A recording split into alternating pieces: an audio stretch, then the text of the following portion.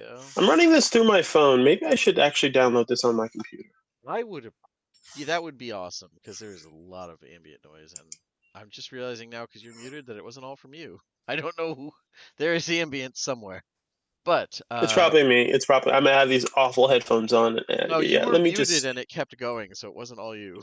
Oh, But we'll get there. oh, oh yeah, But yeah. Let me work on this a um, little bit. Do your thing. with that in mind, since it wasn't 3 hours of fucking combat, Metro, would you care to give us a recap?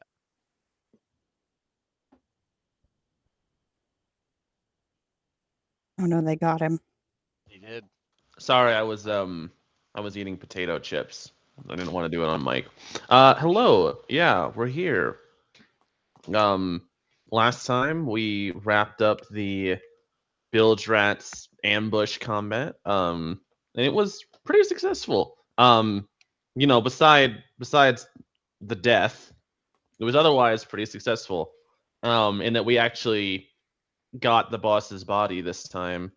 So Indigo at some point went off on his own and then decapitated the big boss man and put him in a body bag and dragged him back, while the rest of us wheeled a cart off the scene with Mercy's body as to preserve it and give her a proper burial at a later date. We met a new ally, Poniard, who is cool. I don't want to make any judgments. But she had some concerns about a few things, mainly that we've made contact and had some negative experiences with a lot of the important players in the city, and also got very tense when learning that our captain is a Templar of the Silver Flame. She seemed very reserved after she learned that. So she's mostly just been chilling with the cute little bug Pikachu. But she's adjusting. You're not wrong. Yeah, she's got to cope somehow. But she's adjusting to the new lifestyle.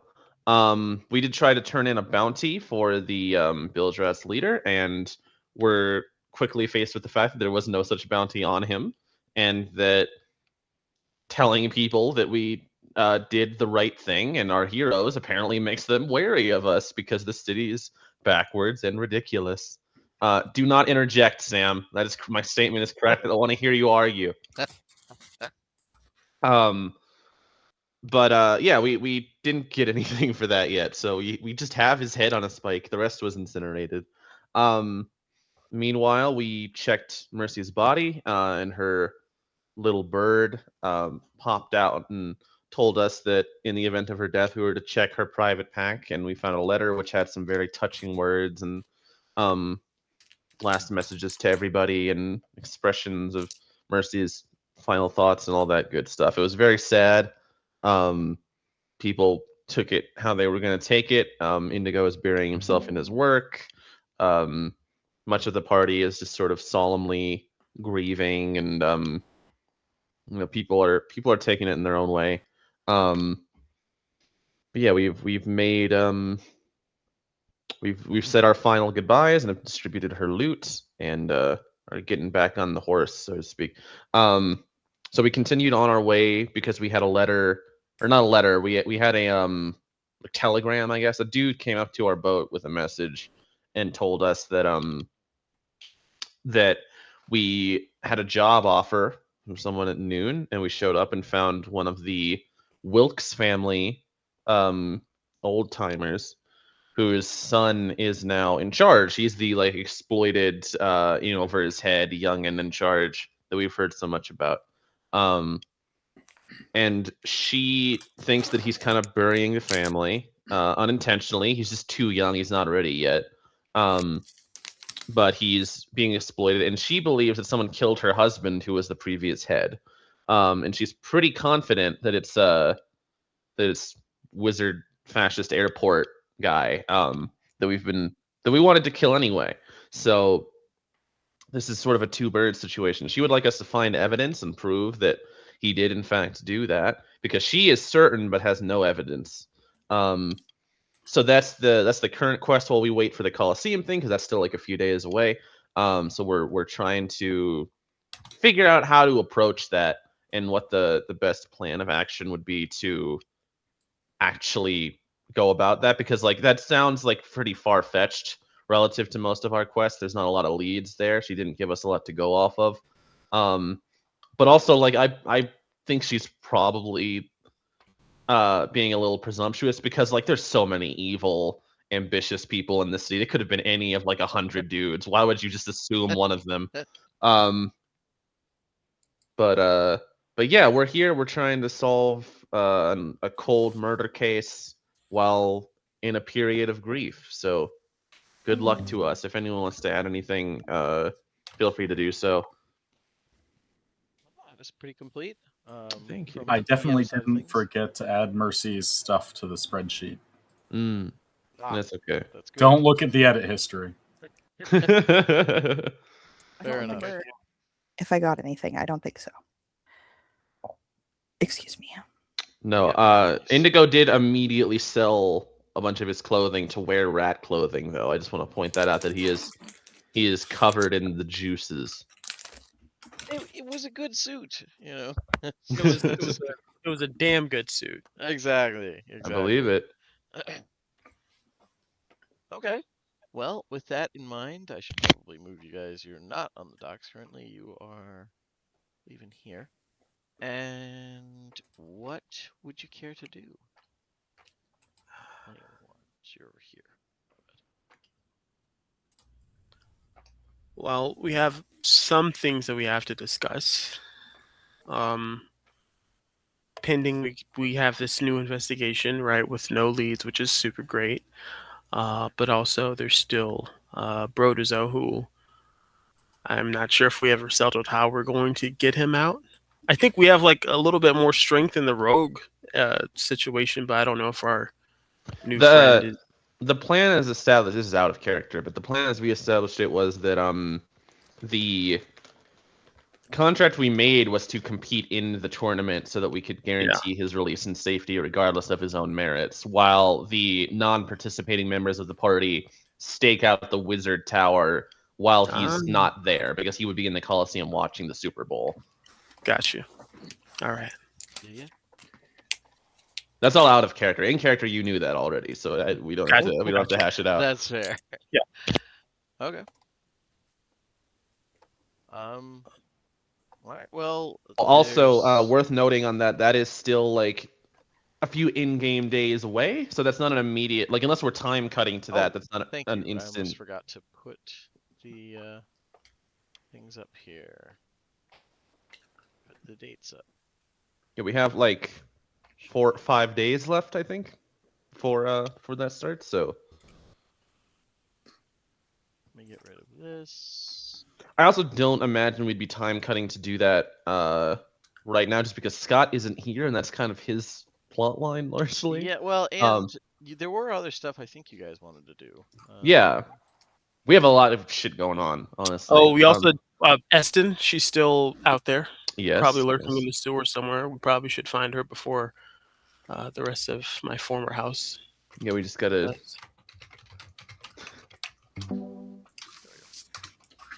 Welcome. What's just happened?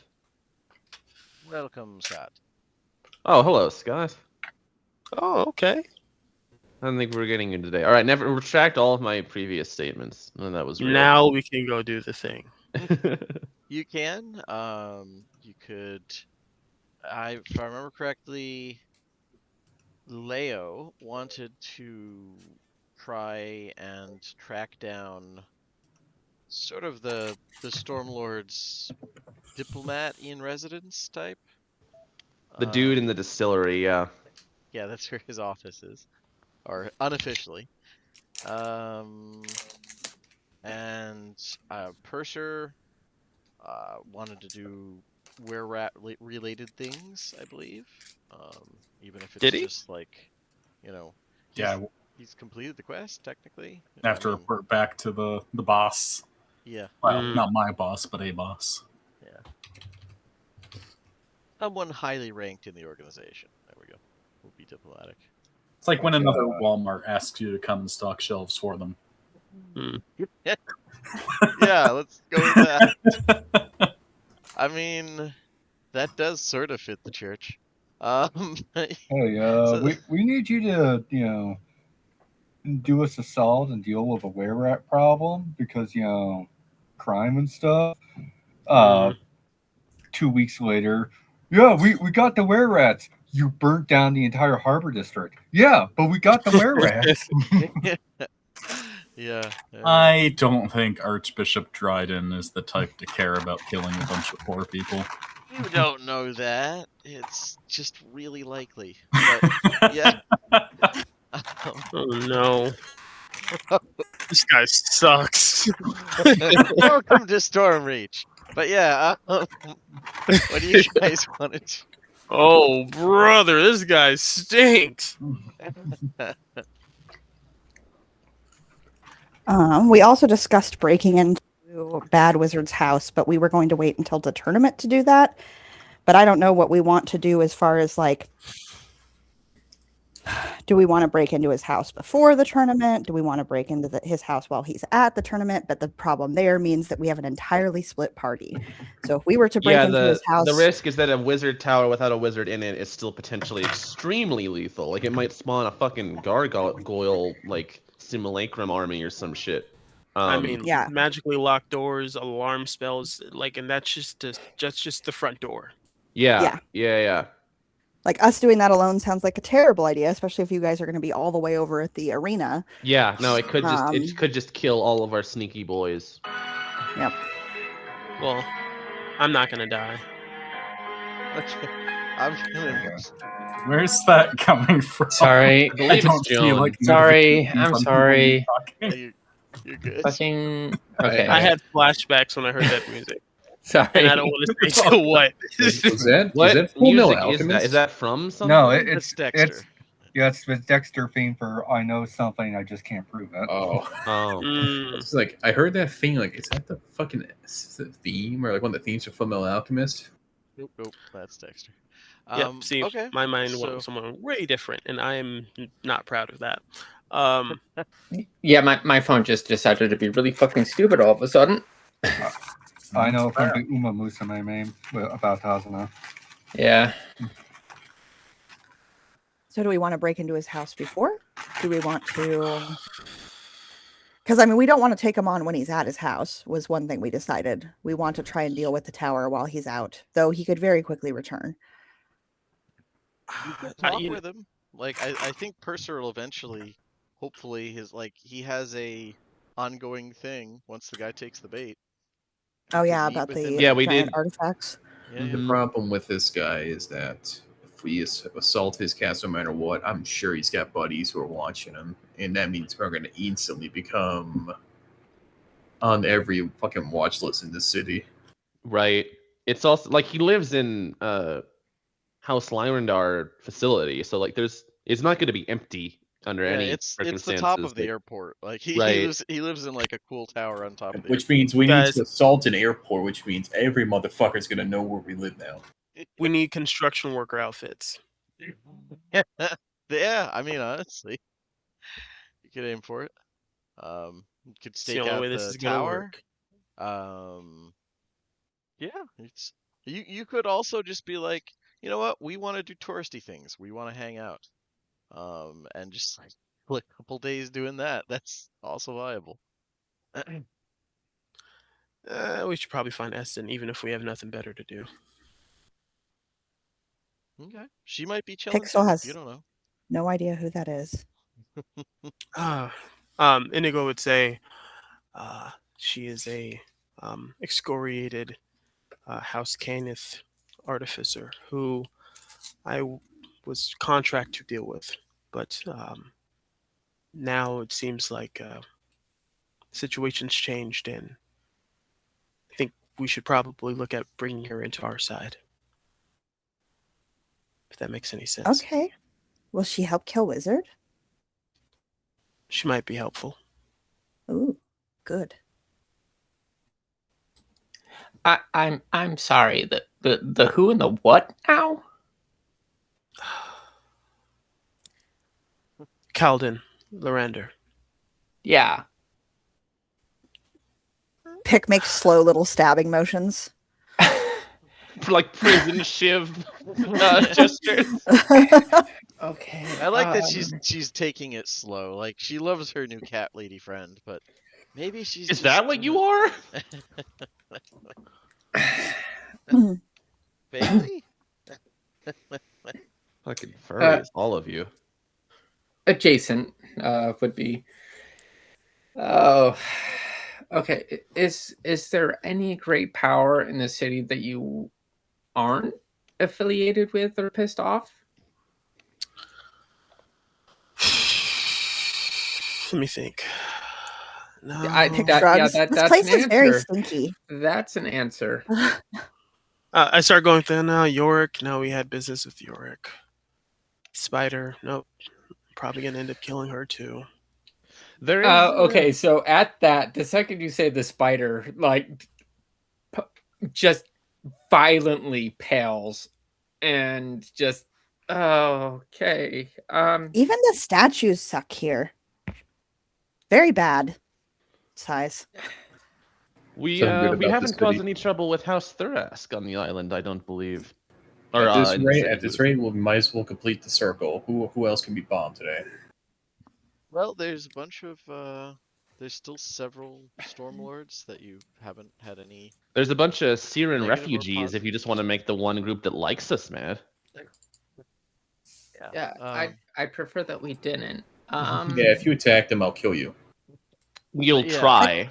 I've worked for Prince Orgev. I'm not going to attack Syrian refugees. That Will was you out of. die? Leo didn't actually say that. Oh, That's okay. not a I real. know. I know. I was gonna.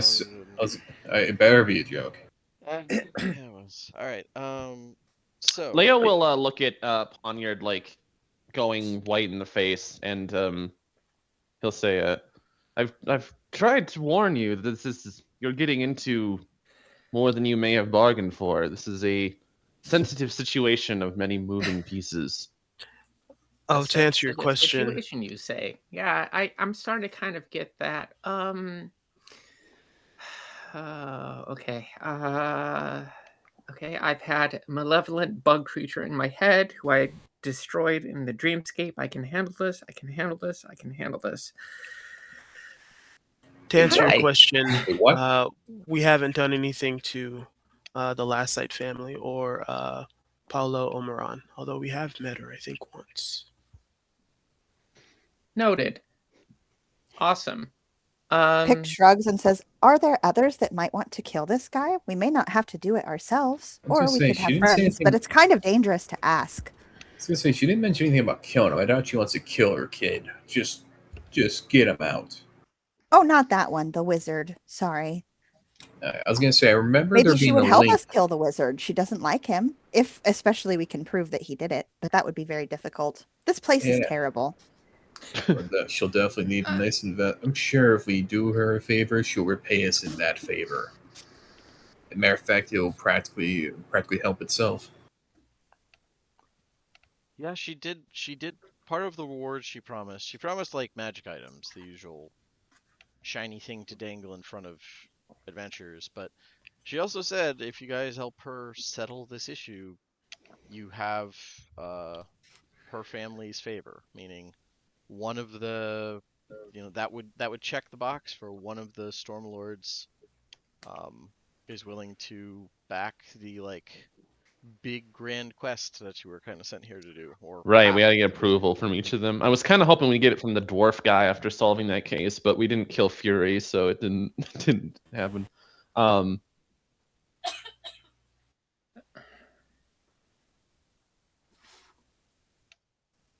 But yeah, on Pick's statement, Leo will say, "Well, I concur. This place is awful in many ways. But nevertheless, I don't know that we'll have much luck trying to delegate this issue to others. Most would probably not be willing to take the risk, regardless of their own malice towards the man. He's very powerful and well connected, so any hostility against him could risk their entire reputation, if not their lives." Yes, he is very powerful. I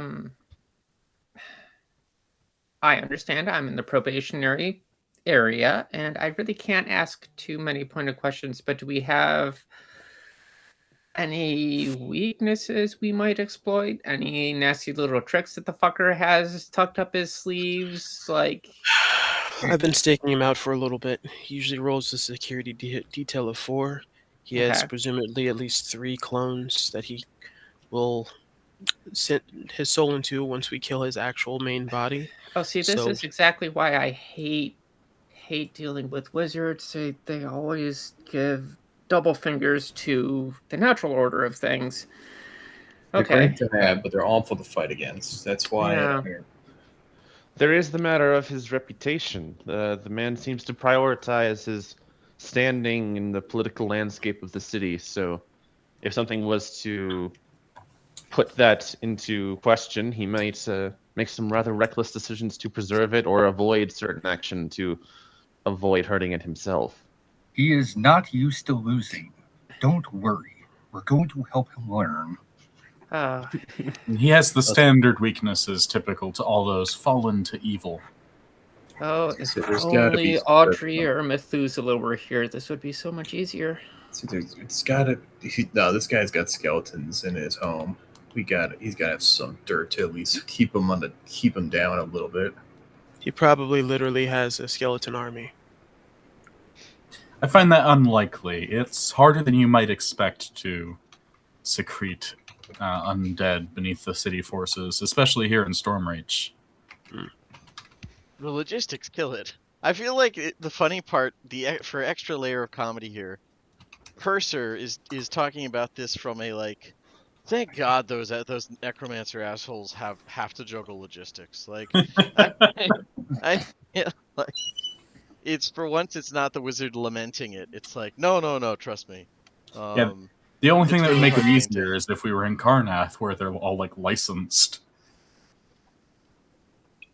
It's fair. But yeah, with that in mind, it's roughly noon.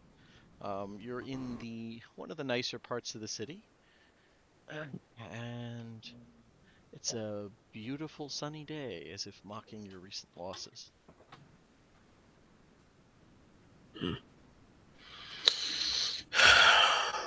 Where's the boy?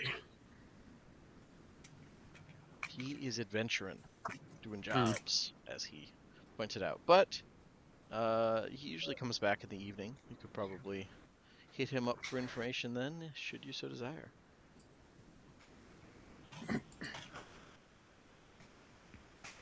Purser. Yes.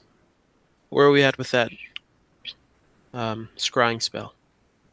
Well, I'd need to learn the spell first. But as soon as tomorrow, as long as I can find the appropriate purveyor in town. Joan says sorry. Yeah.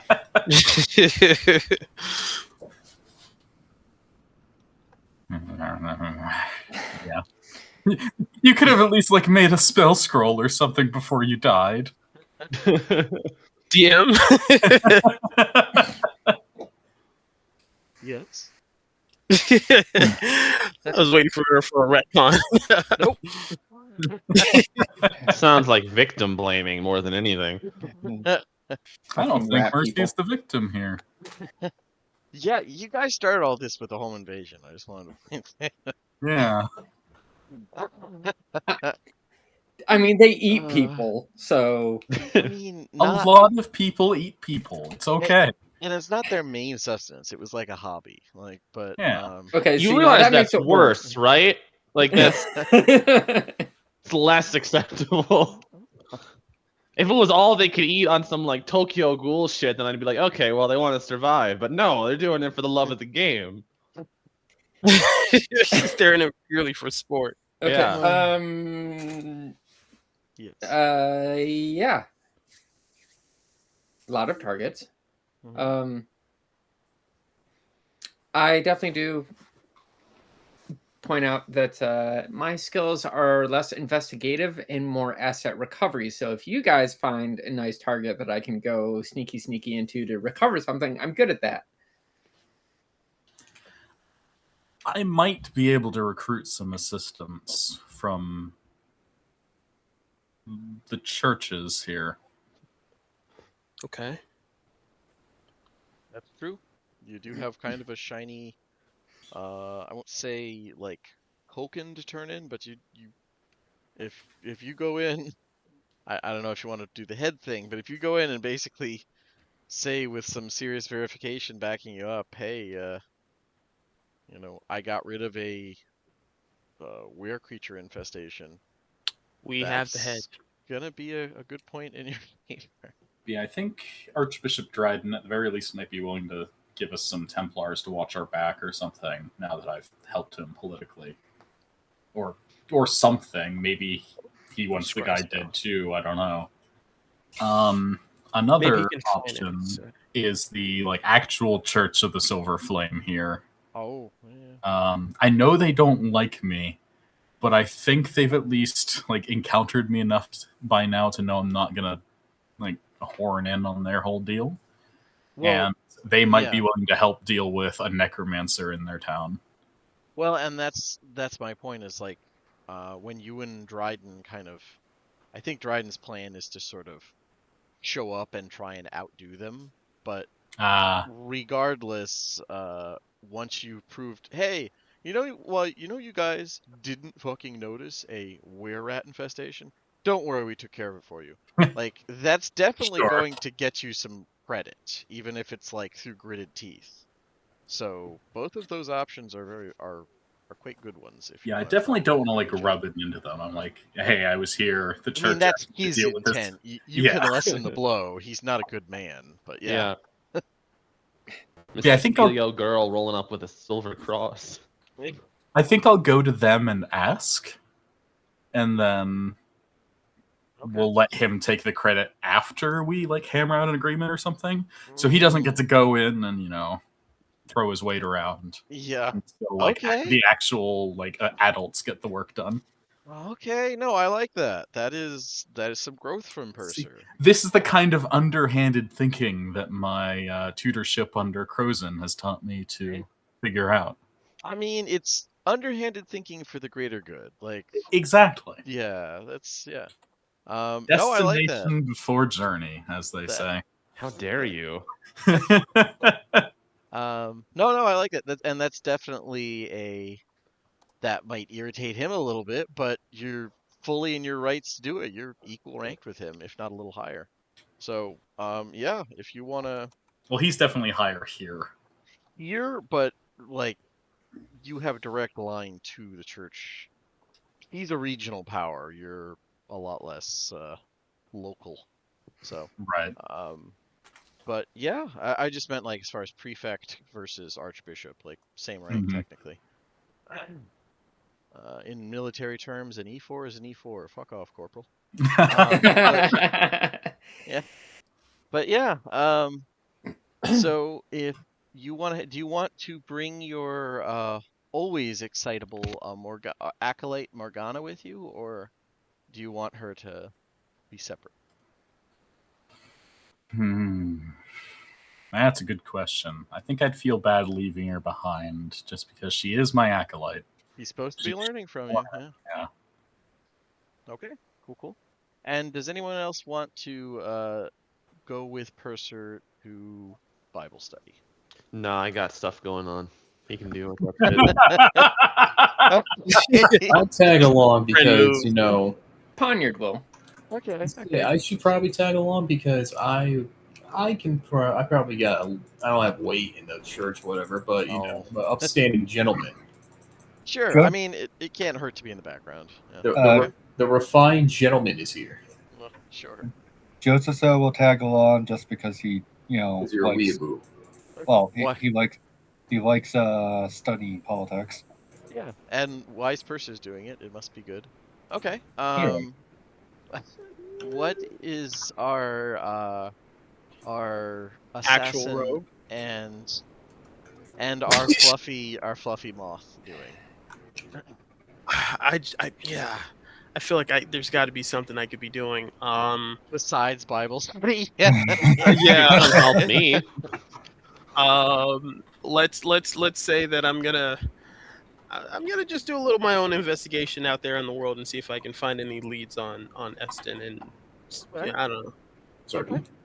Okay, so actually, like, I was going to tag along with Purser, but I was kind of thinking about just casually slipping away along the way. But if you're already planning on doing that, I wouldn't mind assisting in Okay. that endeavor, So our two rogues do some roguing. All right.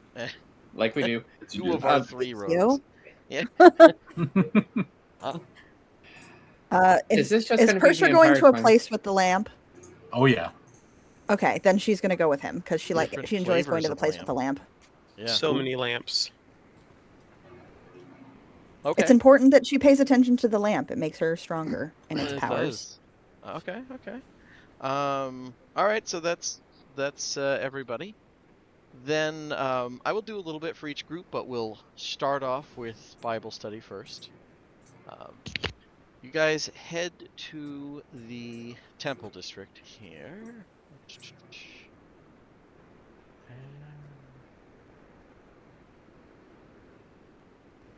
Oh, okay. If you did stop to get Morgana, she is happy to finally have a chance, like, not only help, but she's actually able to, like, provide information about what's going on, because she's been looking into the local Mhm.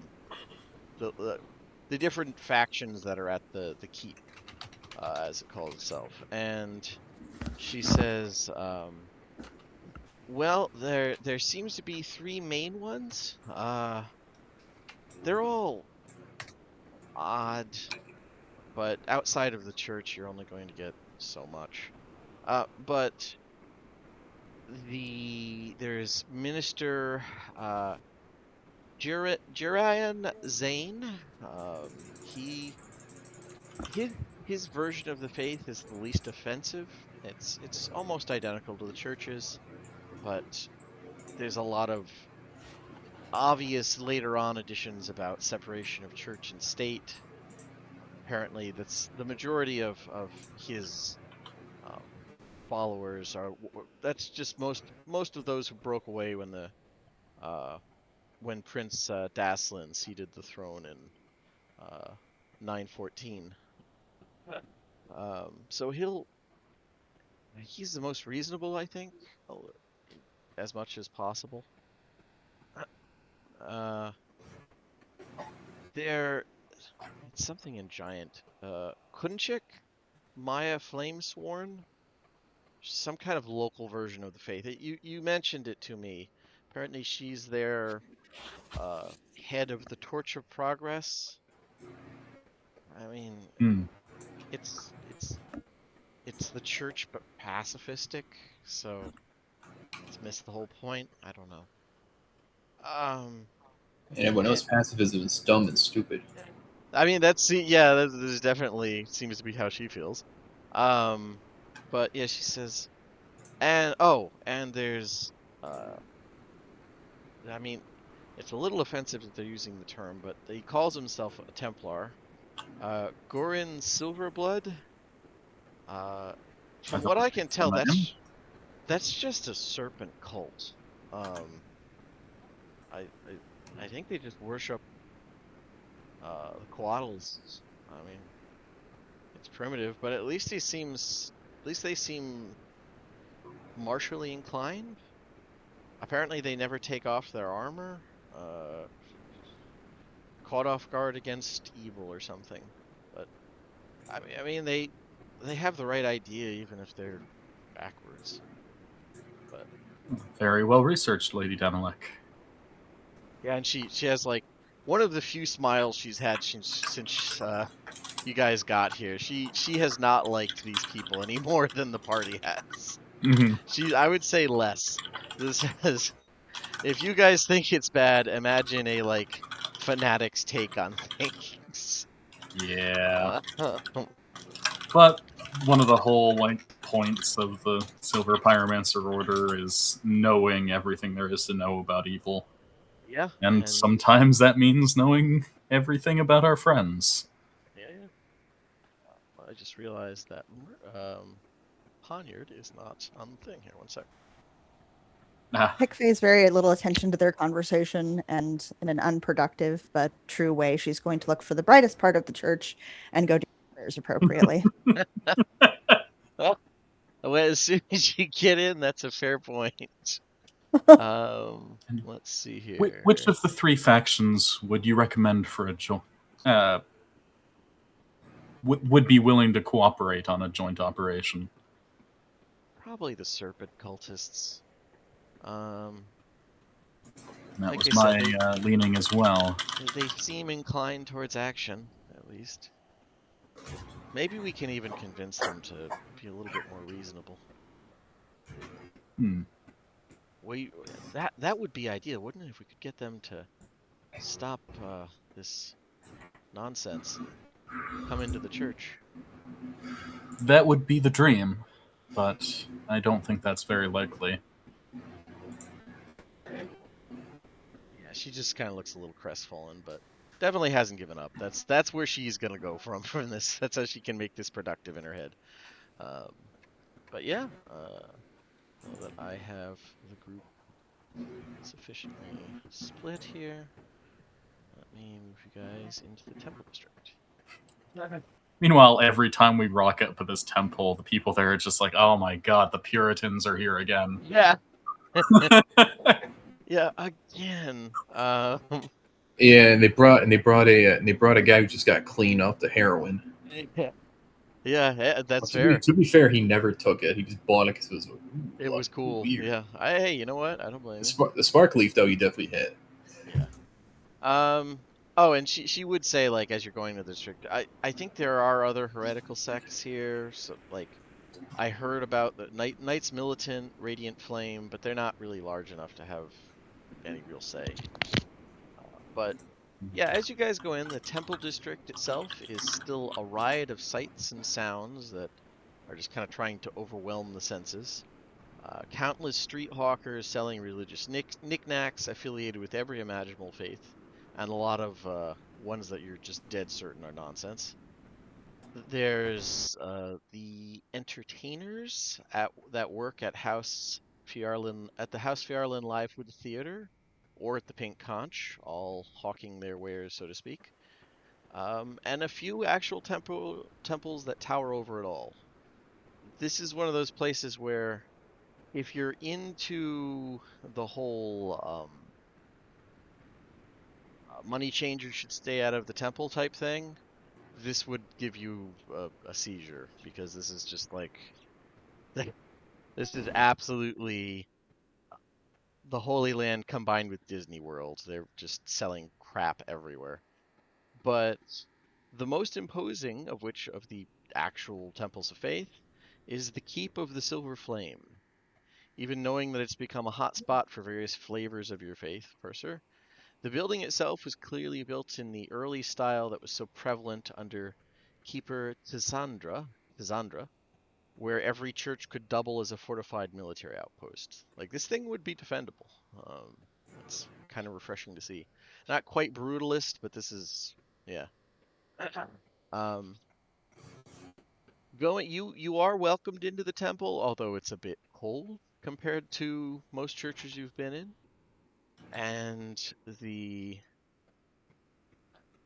greeter, we'll say, does kind of give all of you a bit of a questioning look, because this is an odd group, and we'll ask what you're seeking today.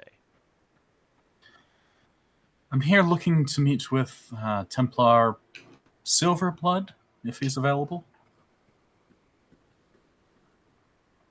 Well, he might be. I'm not part of his knot, but I'll let me see. I think we do have someone here from that. Let me see if I can find them. Thank you. And yeah, the inside of it, Pick, is very bright, in spite of the pretty narrow windows, which are meant to double as like arrow slits. They really go out of their way to just illuminate the entire open space here. There's some small offices in the side, but by and large, there is an enormous pyre of Purser, you'd guess it's just magically treated continual flame, just scaled up. But it's a pretty respectable recreation of the eternal flame or whatever that you're familiar with back in Thrain, in the capital, where there's just this. I mean, it's nowhere near the size of it, but for a small scale and basically to be something that a priest or friar could stand in front of for a sermon, it's definitely eye-catching and respectable. And She'll Pick, just like it's just a gently giant pillar of silvery light with hymns in the She'll- background. she'll just gently tug on his coat and point at it, and then look at him like, "I go." So yeah, well, that person's grabbing whoever's relevant will meander up toward the pyre and pay our respects. Okay. She'll watch what he does carefully. So I was actually gonna bemusedly watch what Pick does, but Oh, if he doesn't seem to do anything, yeah, Purser will do like the requisite like bow and gesticulation and prayer. Jotazo takes out like a sketchbook and does a crude sketch of this with the addition of an added on pool around the base before scratching his chin and drawing a sketch of a mechanical waterfall with like pyres around the base. Okay. Gonna be some awesome cargo cults in the lizard folk areas someday. Okay. Cool. Anything I that think we'll do what involves Purser giant does. pillars of fire. We'll follow up with her own little prayers in Threacrine, and then she'll take out one of her wrapped rocks and cast light on it and set it on the floor next to the light. And then she will sit cross-legged on the ground and just watch it, very pleased. Okay. Yeah, Pick, there's a couple like murmured greetings and stuff towards you. Everybody here seems very friendly, especially seeing you pay homage. Some people come up and just start chatting with you. Purser's still getting a lot of what? It's not actively hostile, it's just they're kind of doing their best to ignore him. Yeah. But Every time I Pick, come here, I try to be respectful so they don't have an excuse to do anything violent. yeah, and you're not sure if like these folk would, but it is a you're in uniform, like you're very blatant in what you represent. So they're trying not to start something also, but yeah. But Pick, they really come up and chat with you and ask if you're a follower of the Flame or the Torch. They use some local terminology as well. She is very excited every time to say yes, and she's learning from gesturing at Purser. But I'm sure it's clear to them that of what she is learning is also very Pick flavored. Like she's getting it, but it's a And little then the lamp confused helps about the the ghosts spirit. get their way home, and Yep. yeah, Yep.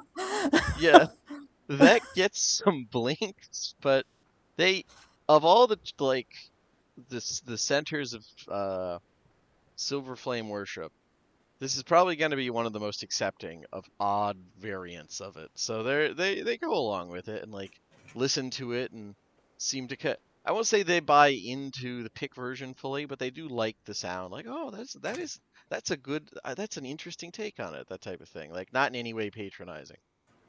Yeah, she doesn't know if she's doing something wrong, and if Purser corrects her, she's excited about it, and she seems like receptive to that. Or if he like explains it a little better to her, then she's like, okay, because they can telepathically communicate. She'll take his cues on things if she's stumbles in it. But she's full of warmth and enthusiasm when they talk to her about it, and is very passionate, clearly, about Lamp or Flame. And at the end of the day, the faith is all about practicality and community, and this is what that's about: is sharing what you know and helping everyone to resist the forces of evil. Right? If only some power-hungry people hadn't made it government enforced. Yeah. But yeah, uh, Morgana, for her part, is just basically following your lead entirely, Purser. She clearly doesn't like being here, but she at the same time is looking around wide-eyed. Like, she's trying to take in as much as possible. She knows enough to not harass random churchgoers. No, and for all the fanaticism, she probably wouldn't. It would just be more like trying not to scold someone. She very much views these people as like wayward children. Which is pretty insulting too, but you know, faith. Anyways, I would say Jotazo and Balthazar, both of you they do greet you politely, but if it doesn't seem like your adherence, it's just kind of you're welcome to stay in as long as you like. They'd be happy to talk to you about the flame, but by and large, they're just a house of respite for people who aren't devout. After sketching, Jotazo probably would chat with some people. Okay. Basically trying to. He's very much the equivalent of like, for lack of a better term, the equivalent of like a barbarian, for lack of a better term, that hears about Christianity and likes some of the ideas of it without necessarily like actually going full on conversion. Yeah, I get you. It's interesting, and if it's helped create one of the great realms of Kurovar, then there's obviously something to it, even if it's not necessarily your thing. I get you. Like, there is a semi-forming thing of him thinking of the duality of fire and water in regards to like his existing beliefs. Almost along the lines of like, instead of the big divide being water and land, of water and fire, that's not necessarily concrete. That's basically an idea he's playing with. Yeah, he's just getting a vibe check off it. I get you. And this is, once again, a decent place for it. People here are happy to explain what they can in a pretty basic fashion without beating over the head with it. They do go down a list of the forces that must be fought in one way or another, although here there's a lot less Knights Militant aspect of it than what it usually sounds like when Purser talks about it. But yeah. And Balthazar, are you just kind of in the corner vibing? I'm just being there, looking nice in case anyone calls for me. Okay, makes sense. And honestly, at this point, I don't blame anybody for wanting to provide backup to other members of the party. This city has been rough. Okay, so I would say after about 10 minutes, there is a hulking figure in beautifully silvered armor. Comes not stomping in, but definitely it's hard to not stomp in full plate. Who you'd assume is one of the, Templars, who comes up and you hear from the helmet, you're looking for someone from my knot. Well, you're lucky I was in here myself. Gordon Silverblood, Templar. Pleasure. And he holds out a gauntleted hand in a handshake. Now, I'll clasp his hand and go, Purser Talon, Templar. I've heard that. And you seem competent in spite of, who gave you the title? What can I do for you? I'd like to propose a joint operation to rout out some evil in your city here. I like the sound of it. What would we be routing? I'll warn you right now. The sewers are an endless training opportunity. That's how we'll put it. That's what I found myself. It was a trying experience. I'm sure you've heard about the were-rat gangs down there. I've heard rumors. You confirmed there's lycanthropes down there? True ones? There were. One less group now. But there's something fouler in the city above. Truly. Well, if what you've said is true, that's wonderful news. Good work. And yeah, he'll, it's not, it's almost certainly meant to be positive, but there's a backslap that, nearly topples you over. Wonderful! And Does it make a loud noise? I mean, it's like metal hitting meat. Like big meaty slap, yeah. Big meaty slap. Okay. Yeah. Berserk's order aren't really like beefcake paladins. They're I was gonna say frying pan noise from Berserk anime. I was gonna say the Berserk noise. Yeah. Yeah. Bang! I thought that was a meme for so long. I thought that wasn't actually the real noise. So the real noise in the 3D one is aggressively loud and overly metallic like that, but the 3D, I don't remember when it came out, the recent one, is also just terrible, and the sound design, the production is bad, so of course it's gonna be memed on a million times. It makes me so sad that exists. And they're using that art style for the new Fist of North Star remake.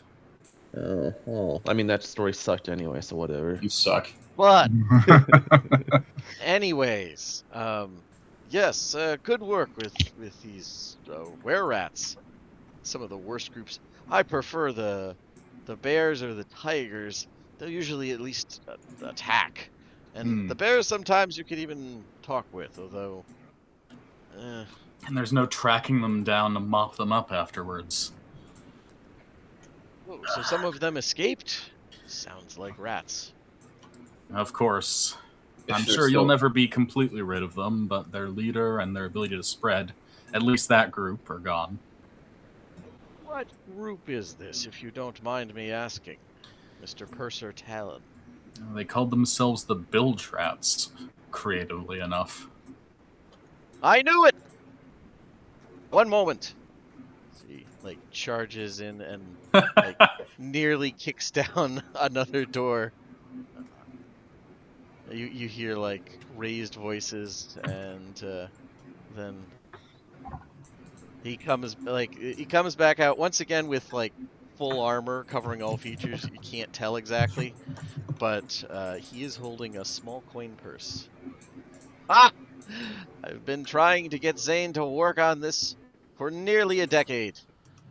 Here, you did the work. He tosses you a coin purse.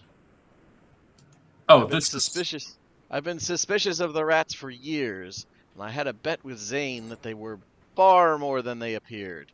Never been able to gather enough support to rile up the powers that be.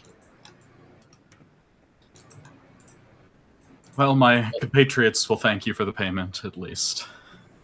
Oh, It's very not kind much. of you. It was a private bet between me and Zane. He's a good fellow, but... you know. And he just kind of shrugs. Inside there's 12 pieces of silver. I like it. There is no shame in failing to see rats of all things. Always the worst to deal with. It is when you're supposed to be taking after feathered serpents, Regardless, on that note, he leans in, very much in your personal space, and says surprisingly quietly for someone with a bucket on his head, you're different. If you ever need guidance about this, feel free to speak with me. Well, what can I do? You have locations? Places? We have one, and no small amount of evidence either. And I'll look around and make sure that there's no one paying close attention to this conversation. There's several people studiously not listening, but this guy has no indoor fucking voice, so the entire church has been echoing with every word. Like, Yeah, I don't think he's the type of guy to appreciate like quiet political conversations, though. So I'm just gonna come out and say it. Yeah. So I'll look around to make sure that no one's paying too close attention and say, Hallandin de Lyrandar is a necromancer, and not a small one. That is quite an accusation. Do you have proof? I do have the report I got from Indigo, and I think Baltazar got something from. He did? Yeah. Well, so we that have some was- testimonies, but no hard evidence. Yeah. Yeah, I'll hand him some paper copies of that. Since like a summary, yeah. Yeah, and I'll briefly explain. And I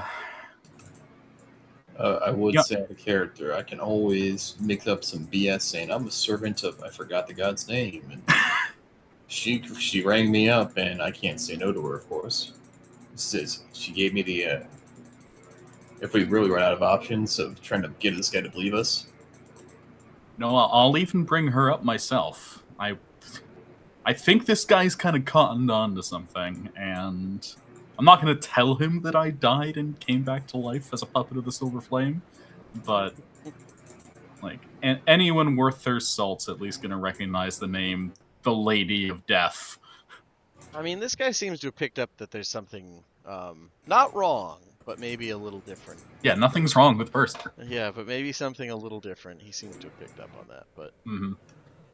We were approached by the Lady of Death herself, and she wants the man dead.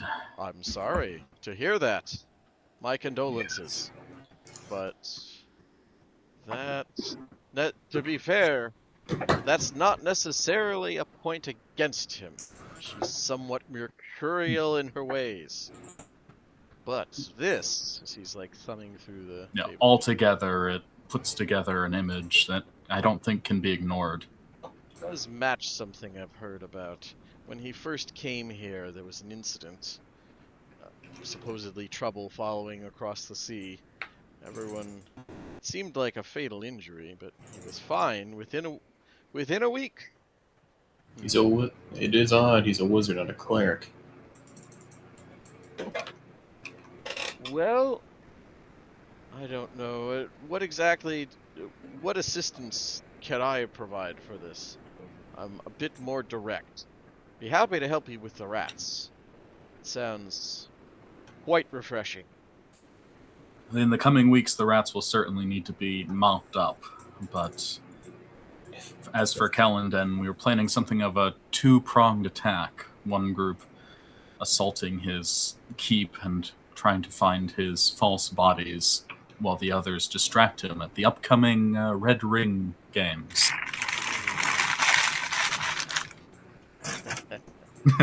Applause? Well, let us...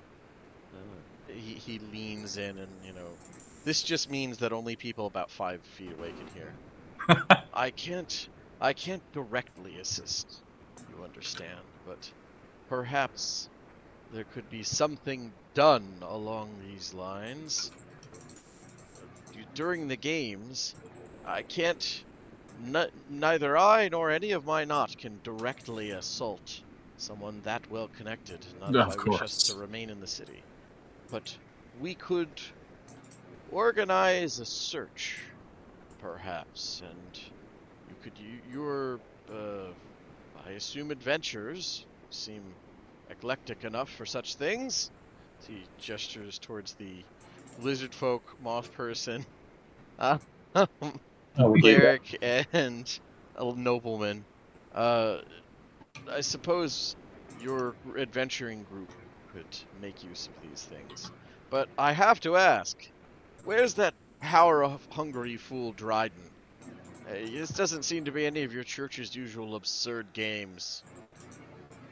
I keep waiting for him to slink out from behind some curtain. He looks around and like pulls a curtain aside.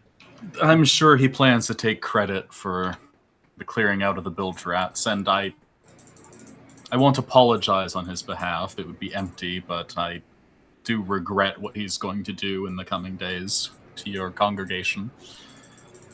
But Well, I'll dissuade him if I can. as long as his words don't find penchants and corrupt the hearts of the good, then he can bloviate, I suppose. I'll tell you what, you've proven your church's mettle, even if indirectly, to me. I still don't think you should have full authority here, but you're certainly should be at least allowed to make use of the keep's resources. You have my support. Thank you. That's incredibly generous. I know! It's in my nature. We will be needing it. This man will not be easy, especially since he's got multiple backups. What man? I don't know what you're talking about. Anyways, let me know when This you was for need him, I guess. direct action. And he does a silver flame. I'd say the equivalent of like a cross, or cross the chest type thing. And then, without any further word, marches off in a very deliberate fashion. He's got places to be. I like to imagine that it's just like wiggling his fingers to simulate a fire. Maybe. It's like a fist bump and then... Remember, be positive. I mean, there's a lot of that energy here, I'm not gonna lie. But yeah. But yeah, you seem to have gained a supporter, and he's willing to, like, he's immediately down. If you send word to the keep here that, hey, there's a were-rat nest, you're gonna get him and a couple others. But he's willing to provide some kind of distraction. That's really the best I could ask for, just some guaranteed way to lock him down, even for a few minutes. I was going to say, if he'd give us a bullshit warrant to search his property. He's not like an officer of the law. The distraction would basically be him and his fellow, like, Knights Templar marching into the airport and saying, "We believe you're smuggling dark artifacts," or something like that. And the staff groaning and going to try and deal with the religious nuts. Oh, what is it this week? Yeah, while sneaky people do sneaky things. Like, yeah. I think that could work. And then, like, if there's a security alert or something, it might initially be played off as, oh, the Templars are stomping around again. Yeah, exactly. Okay. Cool. And I definitely feel a lot safer for the sneaky people if that's going on. Yeah, and if something big idea. Goes down, like a zombie army comes up from the streets or something, then you've got a bunch of Templars with you to do Templar things and mow through them. Yeah. Make this guy's weak. If a zombie armor comes out, that sounds like probable cause to me. It's Stormreach. It could have nothing to do with Hallington. That is fair. All right, that's true. Yeah. Something Disney's Hercules Phoebes. Yeah. No, that was the fire last week. But no, it was the earthquake and the tsunami, then the fire. Yeah. Old scratch here. But with that in mind, we still have Leo, Indigo, and Honyard doing things. Before we cut away, I want to show Pick around the archery range. Oh, yeah. Yeah, that's fair. Because every self-respecting temple to the Silver Flame has an archery range. No, they're still practicing it. Yeah. The local variant is, but that's not as big here as it is. You'd honestly say most of the heretics here are just people who disagreed with the direction the church took. They haven't actually done any dogmatic changes. It's Daniel just doesn't blame them. Yeah, they just took on, like, that made them open to letting a bunch of these little weird niche groups in, like the local versions and serpent cults and shit. But Yeah. Yeah, she'd absolutely love that. And then she would 100% engage in challenging and playing with the people that were out there. You're immediately a hit with the kids that they have doing archery because they do have, pretty young kids learning archery. It's very much in the vibe of like teaching your preteen how to hold a rifle type thing. They're not even given some of them uh, like ammo. It's just practice drawing and practice drawing the bow. And And build slicing your muskets wrist with it, open. and yeah. Yeah, exactly. I'll say it'd be probably like, depending on how ceremonial it is, the equivalent of like the Japanese like archery martial art, where it's like, you spend the first year, but just practicing stance before we even let you touch a bow.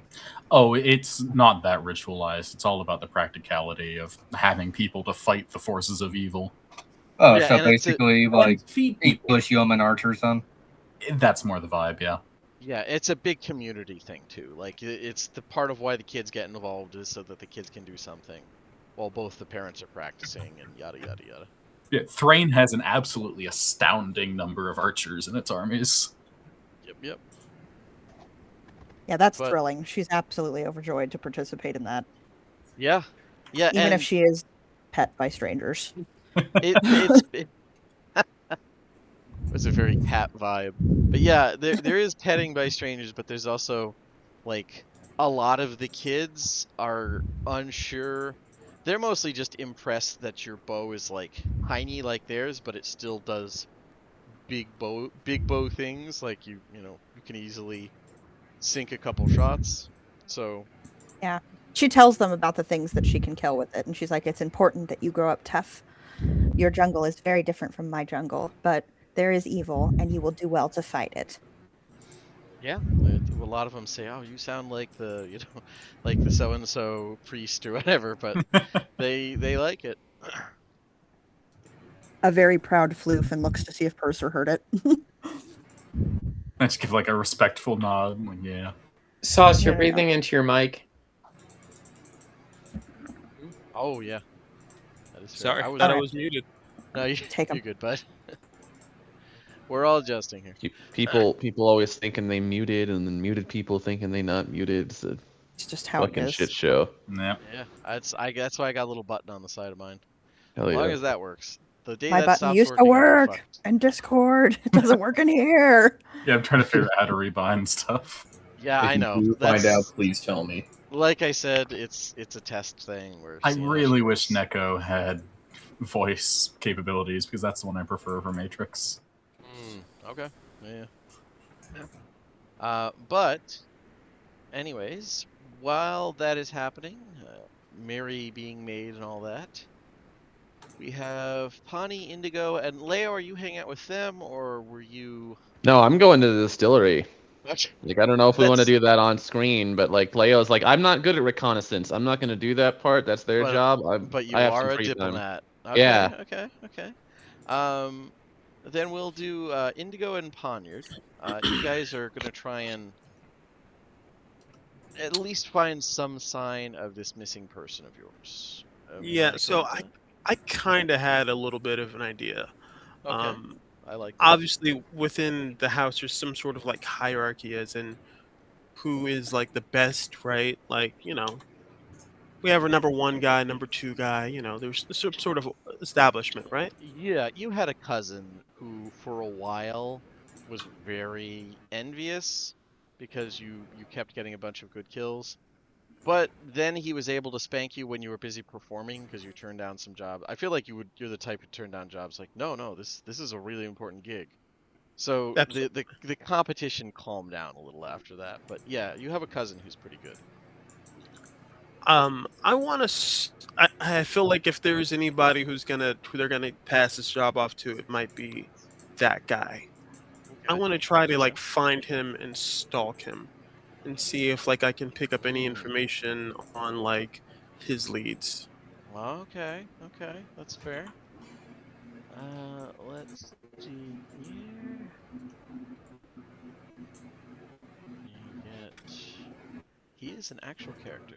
Once again, courtesy of City of Stormreach. God, they just don't make books like they used to. Let's see.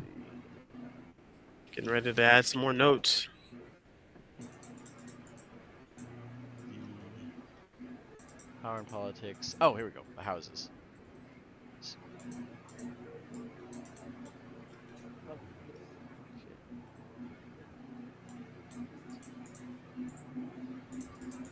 Thorani. Okay. For House Thorani,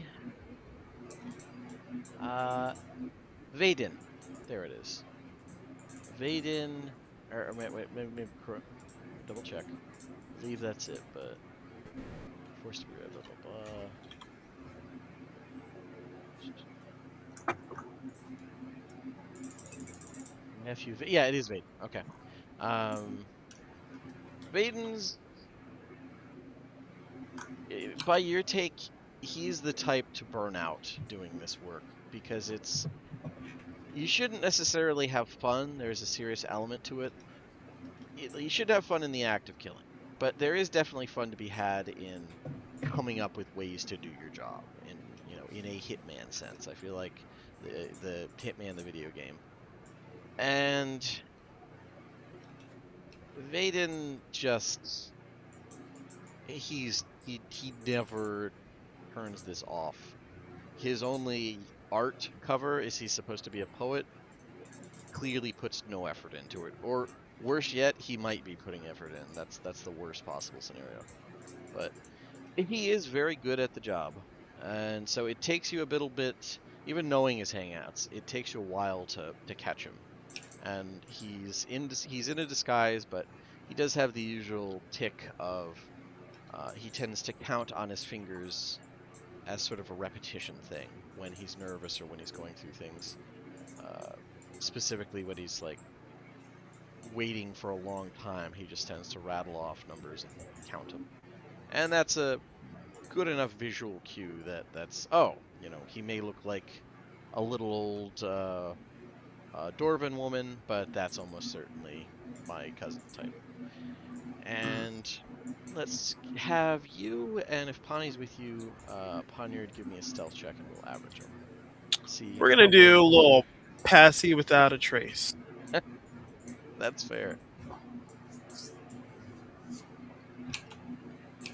Okay, hang on. Let's see how this goes. You got a plus 10. Plus 10. Yeah, plus 10. What could go wrong? I believe everything. in you. You got this. See, the cat believes in you too. Oh, Yep. Oh my god. No, it's a 23. It's a 23. It's a 23. It's a 23. You don't fail skill checks, right? Like it's... I mean, you know what? I like. Can I give her advantage, like some pointers? No, on, you like just honestly, just for my enjoyment, there's a point of inspiration for you, John. That was great. I know it wasn't on purpose, but that was perfectly timed comedically. But even with that, like both of you, your stealth score is 20, so you're still pretty solid. So it's a curse. Like I genuinely. I did a curse to give you an inspiration though. That was great. I'd rather have the better score, but Ask I the mean, lamp. I enjoyed it. so I'm glad that I'm entertaining you, Sam. Thank you. But yeah, that is enough. This is an easy habit to fall back into, Indigo. There's a lot of things in life, a little tricky. Sneaking around, that is not one of them. And Pawnee, honestly, you're not sure what it is. Sometimes, like, something about her just tends to draw people's eye, but you're able to sort of shadow her well enough, literally in this case, that it kind of blacks it out. Yeah. Yeah. So, I guess just while you are not spotted, which is all this to say that you're hidden from this cousin of yours. Just during the course of the day, while trying to like figure out where this guy is, going to his different spots, just kind of wanted to, get to know a little bit more about her. I want to ask Poniard.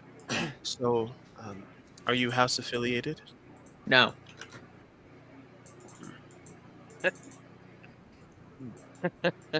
That was quick. Sharp no. I like her already. Good talk. I Sorry. No, like uh, It totally fits because the Indigo likes getting to the point. yeah, no, I mean, for once it probably wasn't taking any offense. I just like that. Indigo, I will say, your powers of observation. If she's not house trained, she's better than she should be for somebody from a mundane background. Like you've met some pretty damn good scouts from the last war. She's she even when she fucks up, she's still better than 90% of them. So somebody trained her. Did you serve in the last war? I did. And if we're playing 20 questions, may I ask you questions in return? Absolutely. Awesome. What's this about the crown? I don't know. Fair enough. I haven't been with the group that long. Ah, That was the first time I'd heard about it. birds of a feather. Excellent. We're both learning things. Yes. But I assume you mean the crown of Galifar. When I was talking to Pick last night, before she watched my dreams, yeah, she mentioned a crown, but not necessarily the crown of any specific name. DM, I think I've heard them mention the crown of Galifar in passing at least once. Mostly because of Purser's nerd rage. Yes, it came up and he just like in character, I feel like insisted, it's not here. That is the stupidest quest ever. But yeah, it did come up, I think. As far as I can tell, there's rumors that it may be, I don't know if it's in Stormreach or somewhere in Zendrick, but I think they're operating on some sort of rumor. So, Indigo, give me a history check. Now that I think about it, you might have picked up something about this yourself, even if it's just the same rumor, like not twice removed in your case. Okay, 16. 16's not bad. Does Pick happen to know anything about like what this crown is through her previous interactions with Prince Orgev? Oh no, nobody like Corvarans know what the Crown of Galifar is. Like this is. Oh, okay. Think if Okay. not quite Excalibur, but like one of the holy treasures of like the Japanese royal family. Like there's The crown of Charlemagne. Okay. Yeah, Pick had like, no idea what it is or why it upsets Purser, but she told her about it because it was part of the original quests that they had coming here, where she's like, and we're supposed to locate this some sort of crown that goes to, I think, the prince of the people of the land that blew up. Like, yeah. No, that sounds. It's Yeah. like the Declaration of Independence, and the reason that movie where Nick Cage steals it is so dumb. Like, Yes. that's Okay, the level of rage that I have about it. So once Indigo says that it's actually the crown of Galifar, then like the light would go, like the light bulb would go on above Poniard's head, and well, that's an ideal. Was that straight from Prince Orgev? Oh wait, you're new, just like I am. So neither of us know. That's Sure. great. Okay. she did tell you I think it was the prince that asked us to find it. Yeah. It is. I could with probably that string this 16 together. Yeah. Go ahead. With that 16 Indigo, you did hear something about supposedly there was a crown, like supposedly the crown came into the port and some people saw it before it vanished in like a street fight.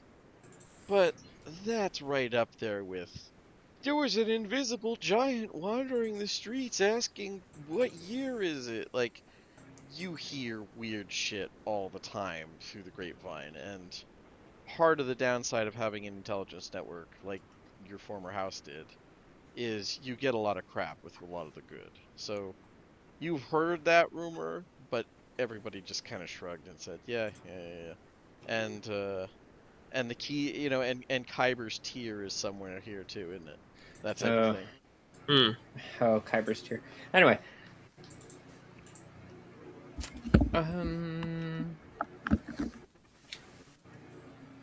What faction did you work for in the war? Well, I'm from Sharn, so I worked for the Breland military. I grew up in Sharn. Really? What district? Shalius. Okay, Poniard knows what that means. I don't know off the top of my head. That's a family name, I think. It's the nice part of, like, not saying where you grew up didn't have its appeal, and there's definitely worse places in the city, but it was not part of the nice parts of the city. So yeah, Poniard's from North Edge, right? Yeah, which is like Shalius is also in North Edge, but it's Upper North Edge. Yeah, it's like you grew up in like a decent, relatively quiet, merchant-focused area with some vague criminal stuff in the background, lower middle class, versus Shalius is like an exclusion, an exclusive elvish district where there's a lot of emphasis placed on traditional Arnai elements, and it's just very upper class overall. Oh, no kidding. I'm Lower North Edge. I don't know if you've ever been to the Bear's Rest, the inn run by Big Joe. That's where the shifters usually live, right? Yeah. I've been there. Nice. I had a friend who lived in Lower North Edge. Cool. We probably walked the same paths. I doubt it. How old are you? I'm actually 25. That's cute. That gives you a pretty flat look. For the record, I approve of elven age discrimination. It's very fun. Well, how long has it been since you've been in Sharn? Sharn. 60 years. Just about. What I will say is that the streets haven't changed, and though decades may separate from when you walked them, I still walk the same paths that you did. Elfie. I say the word for... No, I'm not going to insult her. No, please. This is great. I say as you're getting ready to like step off of something, as you're trying to like sneak around, I say in Elvish, watch your step, short life. Yeah, I feel like anywhere where there's elves enough, that's one of those where it went from being a pretty foul term to being a lot more casual. Like any major city that has elves, especially elves that have like adapted to being Corvaran, that's probably one of those things that gets thrown around. It's like, yeah. The question is, did you include the R or is it no R? Soft S. Yeah. Very soft S. Okay. Yeah, Poniard. I just kind of like roll my eyes at that. Don't take it personally. No, I very rarely do. Call them a knife ear in Elvish in retaliation. No encouraging racial slurs. I would butcher that pronunciation. Man, I'm glad Balthazar's not there because, oh man. That's right. See, there's our first quote. No encouraging racial slurs. All right. Yay. Yeah. So, I would say you get the feeling that he is a bit of a dead end. Like, no offense to the man, he's good at his job. He takes it all too seriously, but he's good at his job. But he's no you. Like, if you couldn't find her, there's no fucking way he's like it's. But I will say that your time hanging around him and mostly seeing him just like clearly case the entire marketplace, he could be looking for a different target, but he looks fairly frustrated in his disguise when he heads back towards Shadows. So I just want to whoever he's like looking start for, like he's sending him like minor illusion whispers to his ear with my sign language. I'm like, you're just as stiff and stoic as you always were. um, he looks around and seems to kind of curse and mumble under his breath, and just, goes into an alleyway, drops the disguise, and then starts doing roof work stuff to get back to the shadows faster.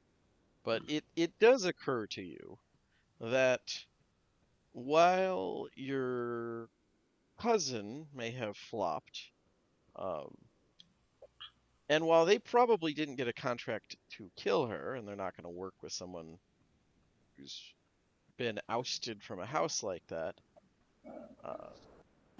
Bjarlin was always better at the information gathering.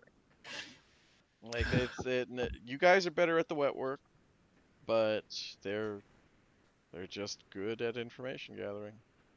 So it might be worth trying to see if there's a way to look into their files, should they have any. Break into this to the serpentine whatever thing they got going on. That'd be cool. Well, usually Serpentine Table is like they're not this different parts of the house are way more separate than in yours, where it's just everybody knows that you're gonna do some wet work. They're pretty serious about keeping that stuff separate. So if you find like the local head of the house, he might not even have anything to do with the Serpentine Table, but he definitely would have files and records if you want to try and. It's all going to be encoded, but you know. Yeah, I mean, without like that. monopolizing too much of the group's time, but sure, sounds like a decent idea. Okay. Yeah, I mean, it's probably not something to pursue without prep, but it's definitely an idea of just a little heist. Yeah, we'll put a pin in that. Okay. Then in I that do case, like heisting. Yeah. It always ends well for Pawnee. Oh, it never ends well for Pawnee, but that's why I love them. And that's what Indigo can find that part out.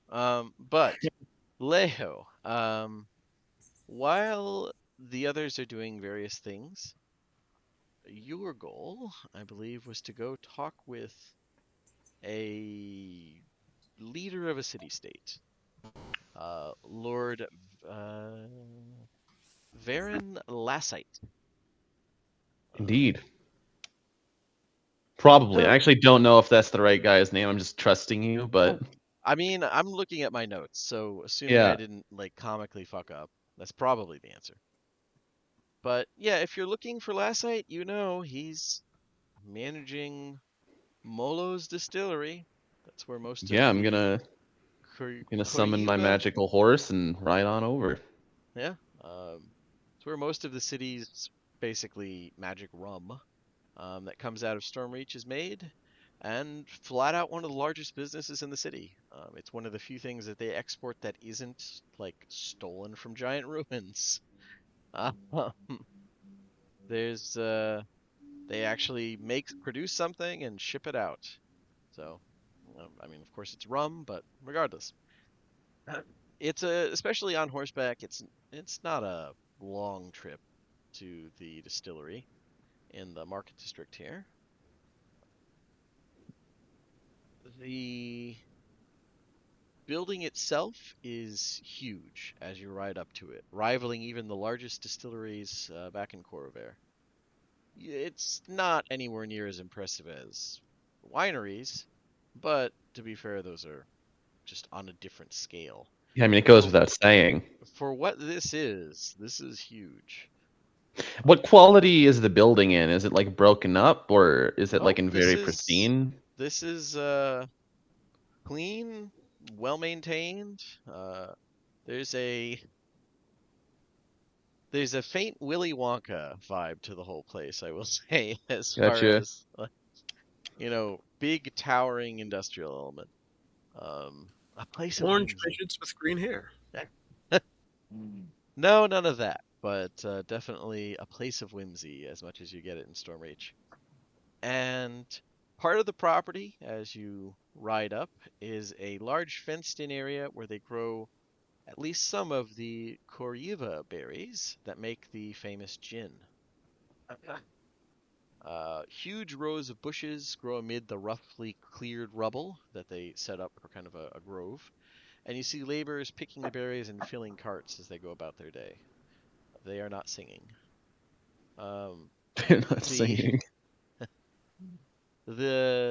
like hopping off your horse and going into the tap room, which is the distillery houses, where the dedicated drinker or discerning gourmand can get a solid meal and Coriba straight from the barrel. It's richly burnished with exotic hardwoods from the depths of the jungle, and there's a stage where musicians perform every night, making it a popular spot for the marketplace's nightlife. Although still a distant second to the chapter house, which is the main place for this district. Honestly, I As would say. a Sorry, go ahead. as a kind of like bougie, like drinking aficionado, especially like specializing in wine, but like would I have had this stuff before? This Oh like yeah, gin that they make everybody's out had. of it? Yeah, this is like it's like Irish whiskey for like a Okay, regional specialty where gotcha. it's like, yeah, you've had some. And this is the like most well-known brand of this type of drink. Is I it would good or is it like basic bitch territory? No, actually, it is decent. It's not overly sweet, although a lot of people do mix it. Like, it really isn't bad. You Gotcha, would say it's upper middle class more than a upper class drink, gotcha. but it is accessible to everybody. And here it seems like it's deliberately made as it's upper middle class back in Corvair. Here it's common enough that everybody has, something they prefer to drink. Right. Seafood costs you a mint unless you live in the port town. That makes Right, sense. that type of thing. Yeah. And honestly, like Indigo's probably performed here before. This is definitely not a place that stints. Okay. But yeah, there's a pretty young human woman behind the bar who smiles at you when you come in and says and asks what you'd like, gesturing towards the day's menu. Yeah, once like Leo stationed his horse outside and came in, he'll clear his throat and stand very straight with his hands folded behind his back, and he'll say, nothing, I'm afraid. I'm here on more formal business. I'm hoping to speak to the local stormlord in his office. I have some very important business that I have to discuss with him. I apologize for the lack of appointment, but if you could point me towards an assistant, it would be much appreciated. She doesn't miss a beat, the bartender. She just says, "Oh, wait a minute. Let me see about that." And she goes into the back. Are you willing to wait a minute? Yeah, yeah. It's D&D. I have to ask. Yeah, she Leo's comes a out. patient guy. She comes out a little under a minute later, and says, "If you can just take a seat, he'll be down shortly. You sure there's nothing you're willing to try? We have some Sooka, which we've just been playing around. It's it's pretty similar. It's mixed with a little bit of Dream Lily. It's not bad. You want to maybe for after the meeting. You don't want to have it before. Trust me." Indeed, I hate to be rude, though I try not to mix business with pleasure, but I'll be sure to sample some once Are I'm you sure finished you're here looking today. for the right fella? Oh, and she like says that, she kind of coughs a little bit because you see a group of people enter, most of them orbiting around a tall human man who appears to be approaching his middle years. He's handsome in like a roguish way, with a rough goatee that's just beginning to get its first bit of gray, in fine boots, beautifully worked leather armor, and a like jarringly out of place ratty overcoat with various decorative patches sewn into it. Is this just Jeff Bridges? Jesus Christ. He's laughing at something a woman next to him has said and has a wide, easy smile that looks like it comes very, very easily. Bartender waves him down as he glances from her to you for coming over. Let me put an image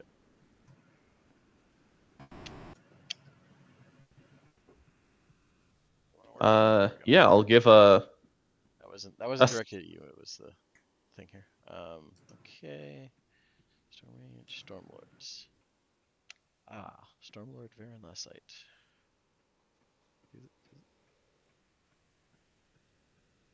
Upload. There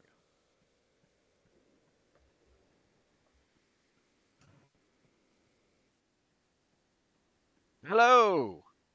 If you're looking for Lord Lesite, well, here I am. Although, call me Varen.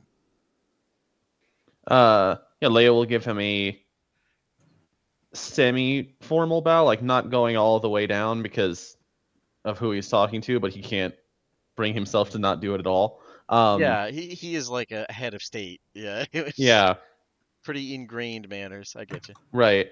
And he'll introduce himself and he'll say, "It is an honor to meet with you. I am Sir Leo Mertrin, and I wish to speak to you about some diplomatic matters on behalf of Onder." Well, he like does returns your bow with a bit of a grin. On there it is. All right. Well, not a lot of welcoming cities besides Stormreach, so it's kind of a sure thing you'd be here. It sounds like this is business. I'm afraid so, sir. Don't be so grave. Here, well, how about we take this in my office? He gestures towards a large enclosed booth, down at the end of the bar. Yeah, I'll follow behind him. Anything off the menu? It's on the house. He Much appreciated. orders a shot. Here we go. I skipped breakfast. So, first of all, what can I, or in a more official capacity, the city of Stormreach, do for you and Onondair?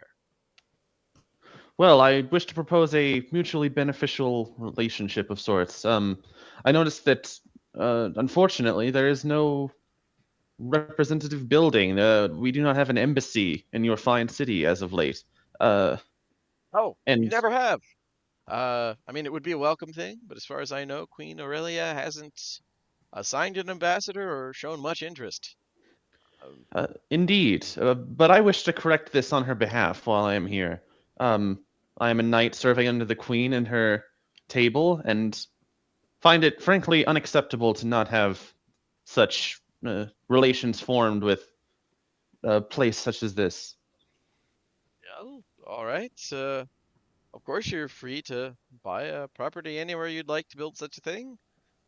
But Stormreach probably shouldn't recognize it as sovereign soil of Onondair without the word of its ruler, officially, and all that. Once I have that, I'll be happy to acknowledge, well, whatever ambassador she picks. But once you have that, I'll be sure to acknowledge it, and I don't think anyone else in the families would argue with me about something as simple as this. I will be happy to facilitate such a thing to the best of my ability. I even have a few candidates in mind for who might oversee such a project, but well, I won't bore you with the details yet. But I appreciate your approval. With that in mind, I can continue on to the next steps and attempt to get this off of the ground quickly. Well, if you're looking for advice on buying property, I'm no expert, but I'd be happy to reach out to some friends of mine to try and find something suitable. Do you have an idea where you wanted to put the embassy? Quick out of character, Sam. What was the the name of the like prettier area with all of the Onderns in it, where this first came to Leo's mind? That is fair. Basically, like it's not just Ondern, but it's an Ondern quarter as close as you're gonna get to it. Yeah. I believe it's in Oldgate, and I think it's Whitewash. Let me double check that. Whitewash? Yep. What a terrible name for a place. Whitewash is home to Undarian expatriates, who have a reputation for aloofness, and one-upmanship. There we go. Yeah, sounds like home. Yeah, it's very clean, well lit, and it's named after the centrally located magic fountain that allows people to instantly clean clothes there. Yeah, in that case, Leia will respond. Well, I was hoping to put it in or near Whitewash. There seem to be quite a few people who've immigrated from the homeland to that area.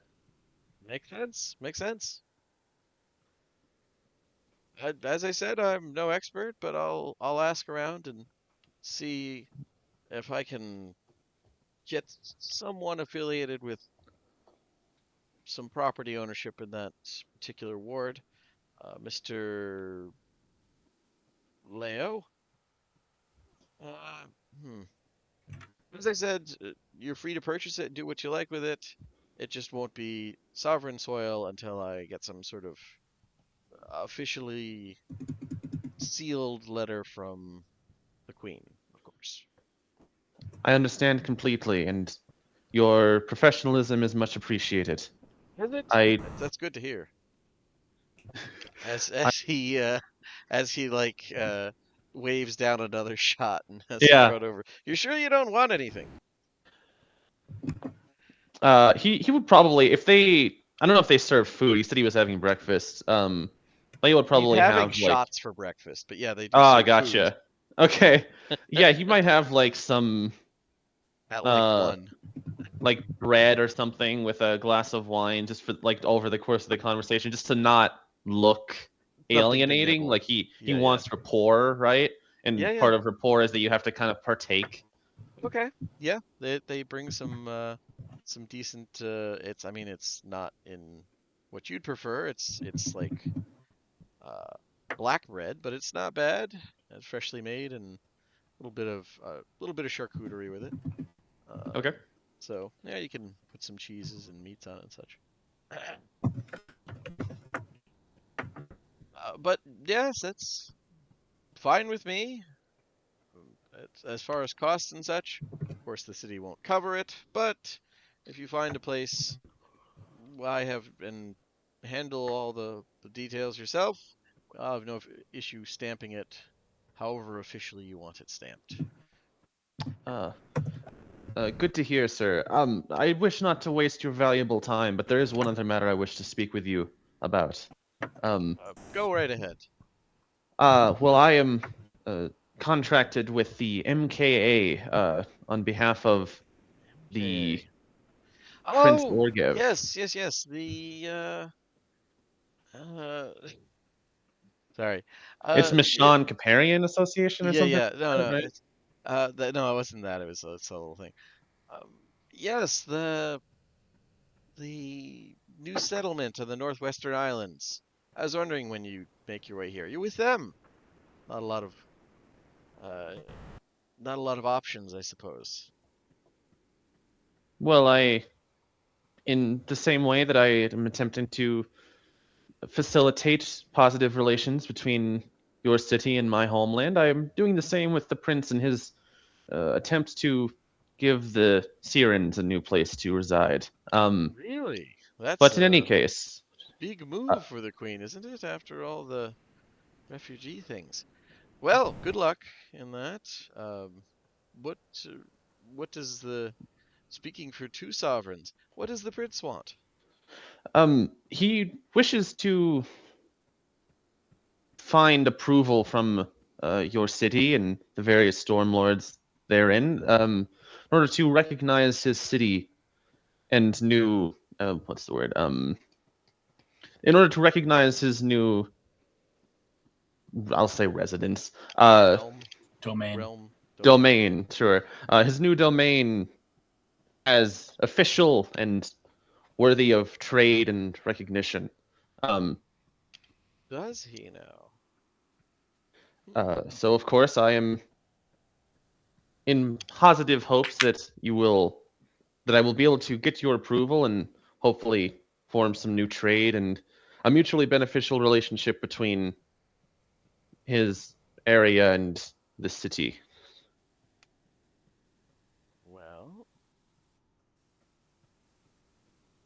I would be willing to listen to that sort of thing.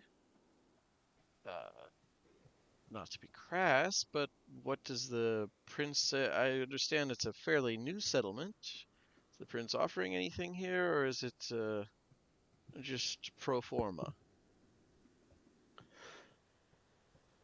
We, of course, intend to expand and grow resources with time, though in the immediate short term, my companions and I are hoping to provide and aid the city with our services. Recently, we have cleared out an infestation of lycanthropes that were plaguing the locals, but more relevant to you, perhaps. I offer you my full assistance in whatever matters you think might Oh, be wait a necessary. moment. Wait a moment. You were involved with the business in Danel's Pride. Ah, right. Okay. Well, as Lord of Cross and the various communities within it, I thank you for your actions there. Your assistance helped the people tremendously, and they've been in need of some sort of victory for a while. Well, that proves Very your good much so, sir. intentions to me, at least. Assuming you're not lying about all this. That would be quite a lie. I have no such foul intentions, sir. I can tell. See, another drink. Well, so this feels very familiar. As far as favors or things like that, I don't have anything at the moment. But I'll tell you what. I you bring the rest of your group around at some point. I want to get a good look at them before I say any more, but I might be able to find some work. Don't worry, nothing bloody. No marching through sewers, hopefully. Leo finds himself unable to not like chuckle at that, just at the thought of, oh, finally. But yeah, he will give a nod and smile politely back at the Stormlord. Very good, sir. I will be sure to gather them swiftly and get back to you at the earliest convenience. No, none of that. Told you, Baron. Well, feel free to contact me. I'm usually here, or, well, ring forbid, sometimes in the actual palace.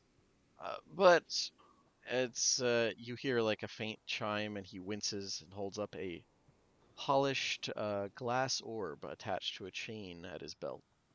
It's a fine orb of time. It looks like from the Vedkar province of Karnath, equivalent of like a Rolodex. Gotcha. Ah, all right. I've got to meet with the diplomat from New Throne soon, and he insists on handling things at the palace. Claims it's I more won't keep you. dignified. Very good luck. Between you and me, the Kobarans need to embrace New Galafar's status as an outsider among the Five Nations.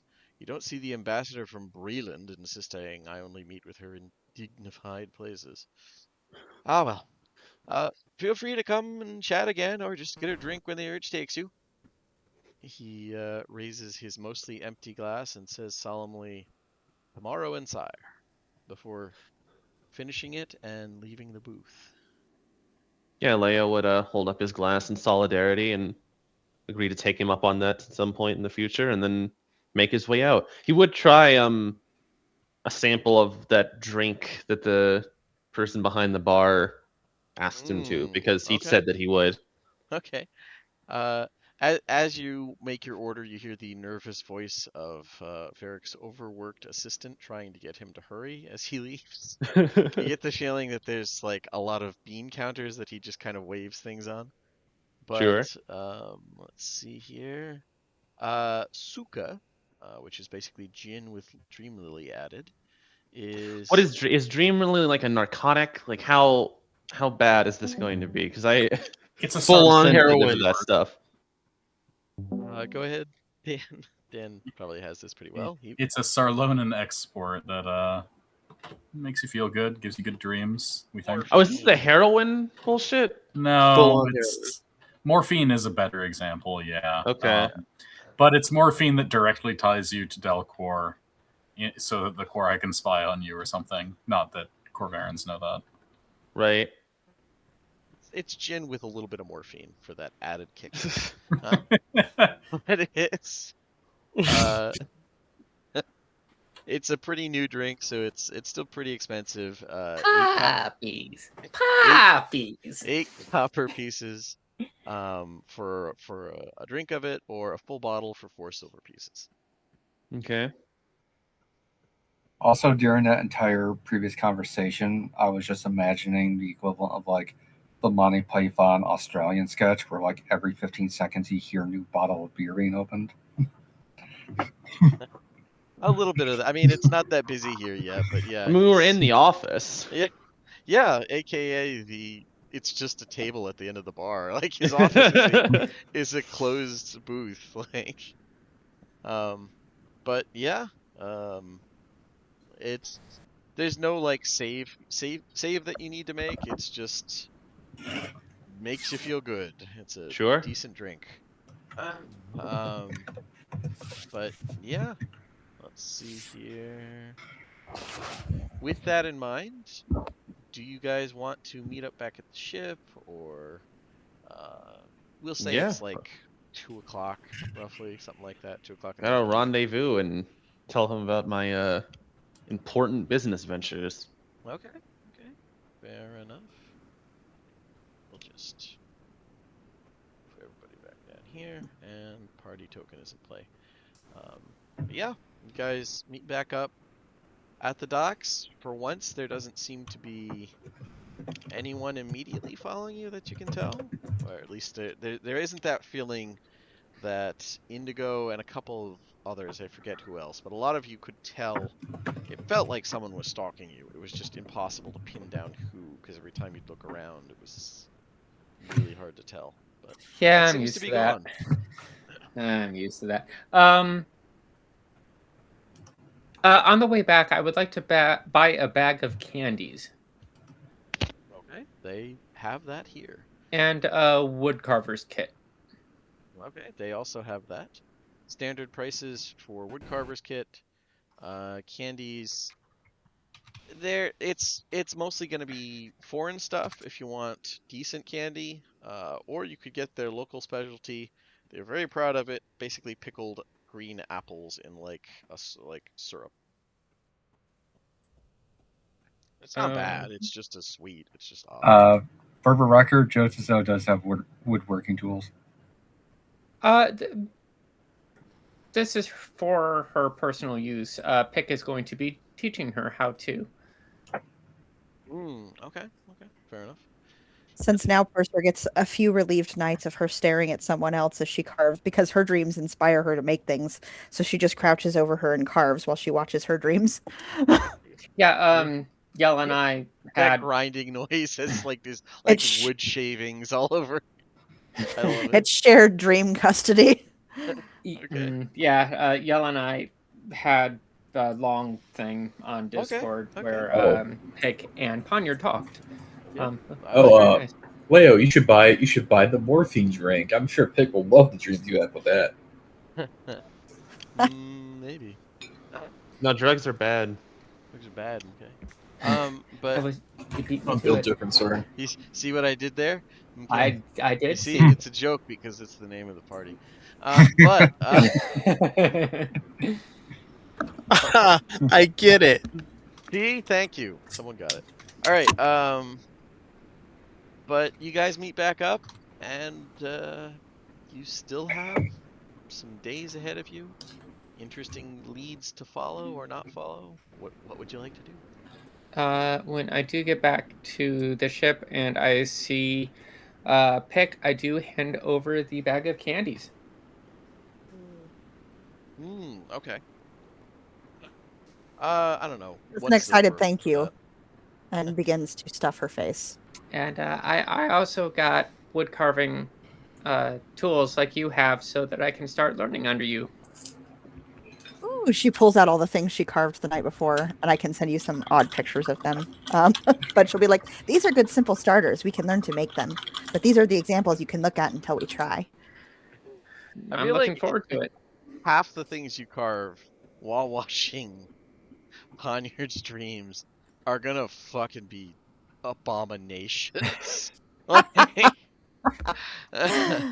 but yeah, that's fair.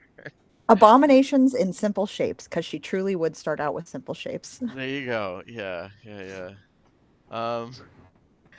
Okay. So yeah, there's candies being handed out. There's news of various things from different people. As Poniard like dreams about effectively Clendafu. Yeah, pretty much. So you are looking for the crown of Galifar. Have you tried speaking to the I'm sure that our good friend Indigo has some very solid contacts, but just talking to the common riffraff.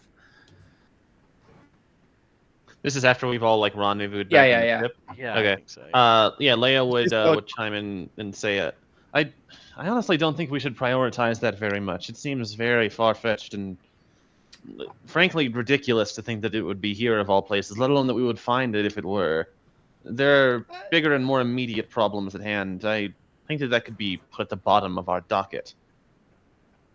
Call it a chance to stretch my legs and just kind of put out feelers for the seedy underbelly of the city. But if you'd rather I not, I am temporarily your servant. Leia like winces at that. It seems to like disgust him. He'll say, I can't stop you from indulging yourself. I would just rather you not waste your time. But it is yours to waste if you so wish. I'll What follow would the it do lead if of we the found party. it? It signifies the ruler position. If someone were to possess it and then it was given to a political leader of one of the 5 great nations, for example, it would give them greater validity in trying to once again take the throne despite recent peace relations.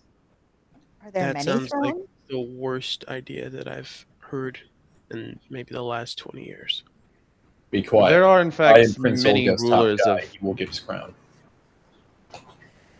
So there are in many fact, thrones, but that is the big one. And if they have that, then they are would attempt to be the biggest one. Indeed, there are 5 great nations of our home continent, but they used to be unified under one ruler. But once he passed away, there was a schism, and the 5 great nations began to feud with each other for many, many years, causing mass destruction. Recently, within the past few years, they came to an understanding after some great tragedy spooked The them. morning. But of course, politics get involved, and it is the way of people in general to be greedy and overly ambitious and to wish for greater acclaim and status for themselves. So I wouldn't put it past most of them to attempt to forcibly take over once again if they felt that they had a strong enough position to do so. And ignite the war all over again, most likely.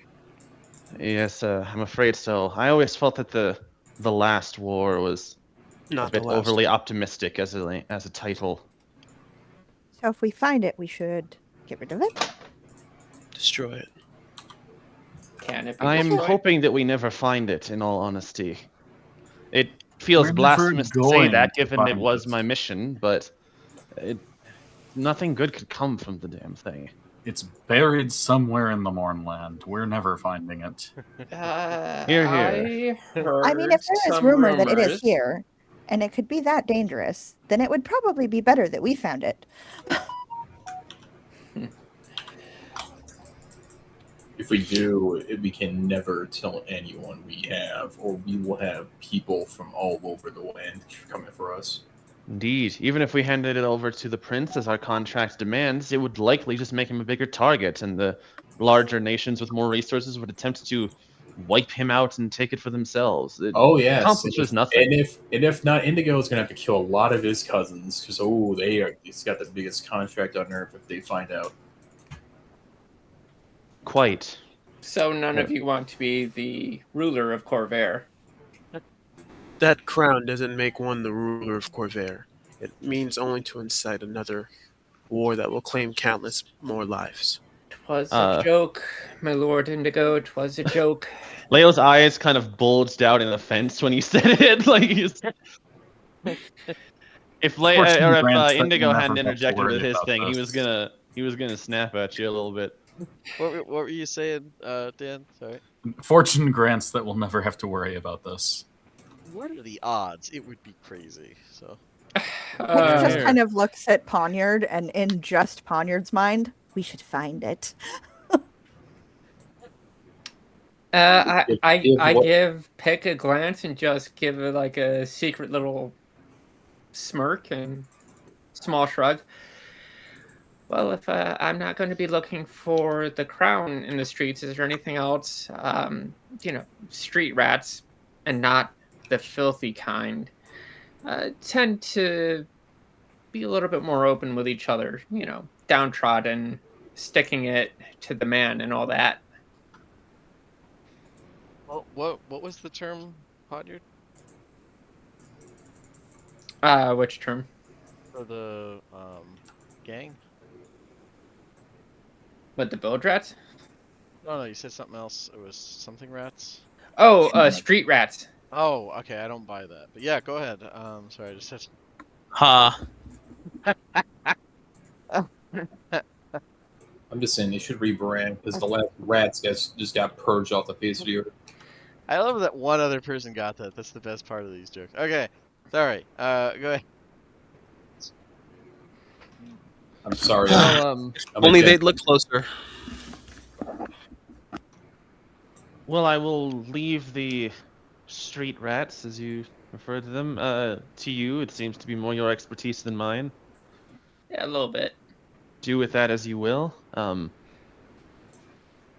the meantime, how did the search for assistance go at the church? Very well. We've contacted a branch of Serpent cults here, and they're friendly but loud. What? Can you should That was great line. rephrase that, my man. I love that. Oh, thank you. What? You should really What? rephrase that better. That's what they're called. They were very happy to hear that we'd taken care of some of the were-rats and prove that there were were-rats down there. Oh And- yes, we have your payment for helping us, everyone. Show them the bounty. I'm not even going to bother. I'm Oh, just you're gonna- gonna keep it for yourself? Yes, Probably goes into the group fund. It is 18 silver, 12 silver. Well, sorry. even less. Yeah, I'm just going to continue and ignore it completely. Oh, huzzah! We'll never go poor again. 12 silver. So anyway, I know some house members that can invest that in some good spots. Yes. Go ahead. they're certainly believing that Calenton is a threat worth taking care of, but they're unwilling to move openly against such a influential figure in the city. But Yeah, as I suspected. they can cause a quite hefty distraction when our espionage team moves to infiltrate. What sort of diversion exactly? Well, they're Templars. They're loud and noisy and clack and clang as they go, even walking about. All they have to do is just walk into this place and they'll be all the distraction that we need. That did seem to be the gist of it, though, and it seemed to be more directed. Something that they've done before, from what they were saying, of raiding the House Lyrandar air facilities and search of contraband. Yeah, that checks out. How much, this is an out-of-character question, Joan. How much, like, vitriol was in Poniard's voice when she talked about that just now? Yeah. Not as much as there could have been. Okay, so she's masking fairly well. Yeah. That was more just like the common vitriol that you'd expect from someone of her profession talking about someone of the Templar profession. Right. Yeah, no, if she was talking about a specific house, then yeah, Don't ask Gotcha. her about House Thrash. Gotcha. All right, I was just asking because I wanted to see if like the party was clocking more of that disposition or not. But I continue. mean, it isn't Purser's fault, but there is probably a little bit of ambient hostility, I would imagine, between Pawnee and any devout of the Silver Flame, because they would occasionally do some stuff in Sharn that was pretty ugly. The whole celebration thing they pulled, that was unpleasant. Yeah. They kind of suck for that. She's not holding against Purser in particular, but Very open-minded of her, I will say. If I was playing a shooter, I would play that up. But anyways, she yeah, can be professional. Also. yeah. So- Well, there you go. Back to my original point. Yep. They won't be able to directly help you with any infiltration, but should the worst come to pass and something overtly evil happens, I dare not say what might, they'll be in position to assist if, say, the wizard's zombie minions arise to defend the tower or something of the like. I doubt something that overt will happen, but That would be quite bold.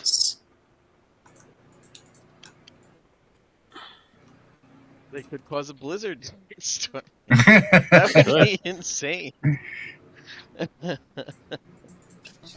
But yeah, guys have had a fruitful day thus far.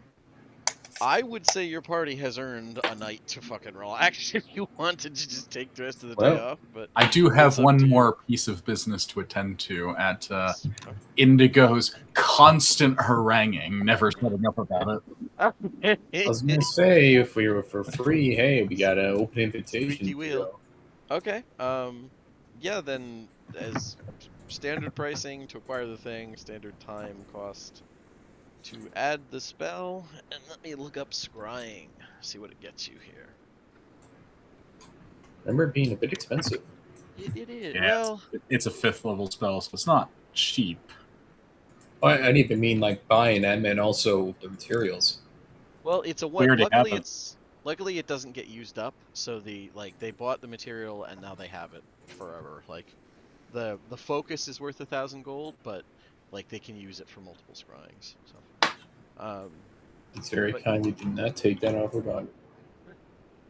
But yeah, with the once you have the spell set up, and you are looking for a particular creature Cool. that you choose. How much is the spell, first of all? Oh, right. Let's see. Game image. It's under party loot, under the thread.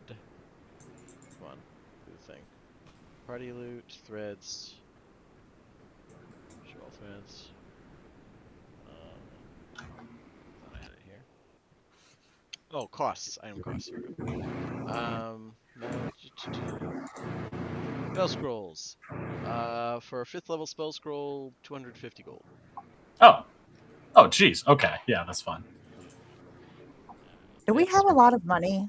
Because Pick just gives her money to the party. I have no idea how much money we We're, have. Okay. we're really burning through it since we bought a lot of expensive spells and components recently, but You're still pretty we've got okay. 700. I was like, she has like left. 5 copper, so she's like, I have no idea. Plus, I was just gifted snacks, so she's like, now I'm content.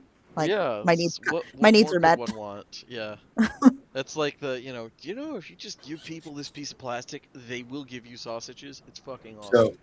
So, We do need maybe armor, because I think Oh, yeah, we did talk about someone getting armor, right? because like the armor came in and Pick hasn't upgraded her armor since the beginning of the game, and she's OG. That's She fair. has literally basic leather armor. Oh, God. And Indigo was like, yoink. And they're like, I feel naked. My AC is 18. I'm like, my AC is 16, and I haven't upgraded armor since we started this game, of which yeah, only 2 of us were original members. yeah, Pick you out. There's absolutely funding to upgrade your armor, and you can get stuff here. Yeah, you can get like Well, +1 studded or something. Yeah, and what were you saying, Elsam? Oh, it was something I was trying to remember. I'm like, oh, do I need? Oh, wait, I'm a monk. Never mind. That's fair. Yeah. Yeah. I mean, Leo is also in basic bitch armor. I think it's just that he has better armor proficiencies. Rude. So Speaking Look, of it makes me armor, bad at hiding. All right, there's a trade-off that she doesn't have to pay. It evens fair. out. speaking of armor, Yes. something I've never gotten around to selling that's been in my inventory is my old plate armor and shield. Oh, okay. There's some money. Yeah. How much would I get for selling that? Wait. I think that's better than what I've got. Give it to me. But I thought you had plate armor already. But... I think I'm in. What am I in? Just take Mercy's plate. Right.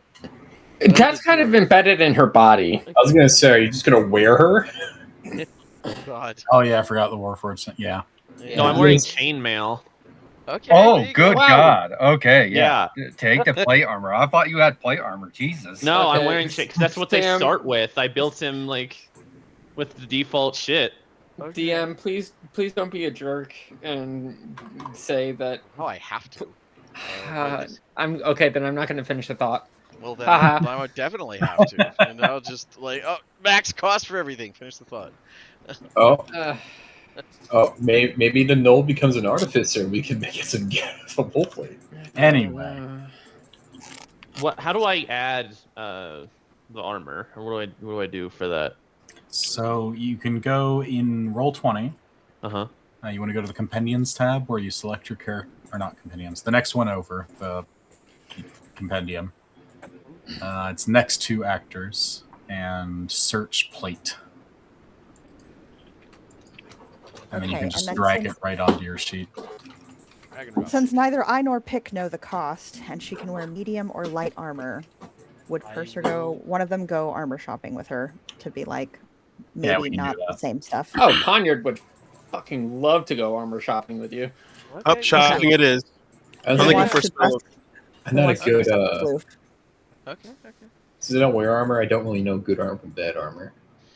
Okay. So in that case, we have with all of these, you know, to quote Zoolander, you know what would help out us process these complex and difficult issues? Shopping. And the party heads out for the evening and forgets their troubles in the marketplace. Sure. I mean, we don't have to role play it out if people don't No, want to. I But like, I was wasn't gonna. going to, but yeah. Well, no, I was gonna say I would also like Leia would have told the party about the meeting with the Stormlords because that is like Yeah. relevant to our main quest. So he would fill you in on like what he was doing and what the guy said. Oh, okay. And I was gonna say, well, if you need that R&R, well, there's a nice opportunity right there. Yeah. The tap Also, house I is have. open. Yeah, go ahead. Oh, she's got 6 stone claws from a siren. I don't know if those are worth anything. But she'll pull them out of her bag and offer them as part of her payment. Jesus. Well, that's a rare ingredient. Siren parts. I'm sure an alchemist will love That's a that. stone siren, that fucking abomination. Okay, And I have 6 of them, so she would just hold them up to like fish around in her bag, hand him cool with 5 her copper selling very those? seriously, Like, Jesus, and they're then up hand here. him the claws. Like, do we need these? We've had for a long time. The lesson of a stone siren was letting go. Letting go of poverty. Yeah. Got 6 of those, 4 fire nuts that I don't think are good anymore. I mean, nuts do tend to like dry and stay pretty good. Or maybe not as explosive. Boy, that sounded awful as I started to say it. They are still like hot. They're still alive. They're still toasted. Okay, I've got 4 of those. I've got a spell shard from a giant cannon. I've got. Oh yeah, my purple and red spider corpse, which I don't know if things go bad in a bag of holding, but that's been like at least a couple days.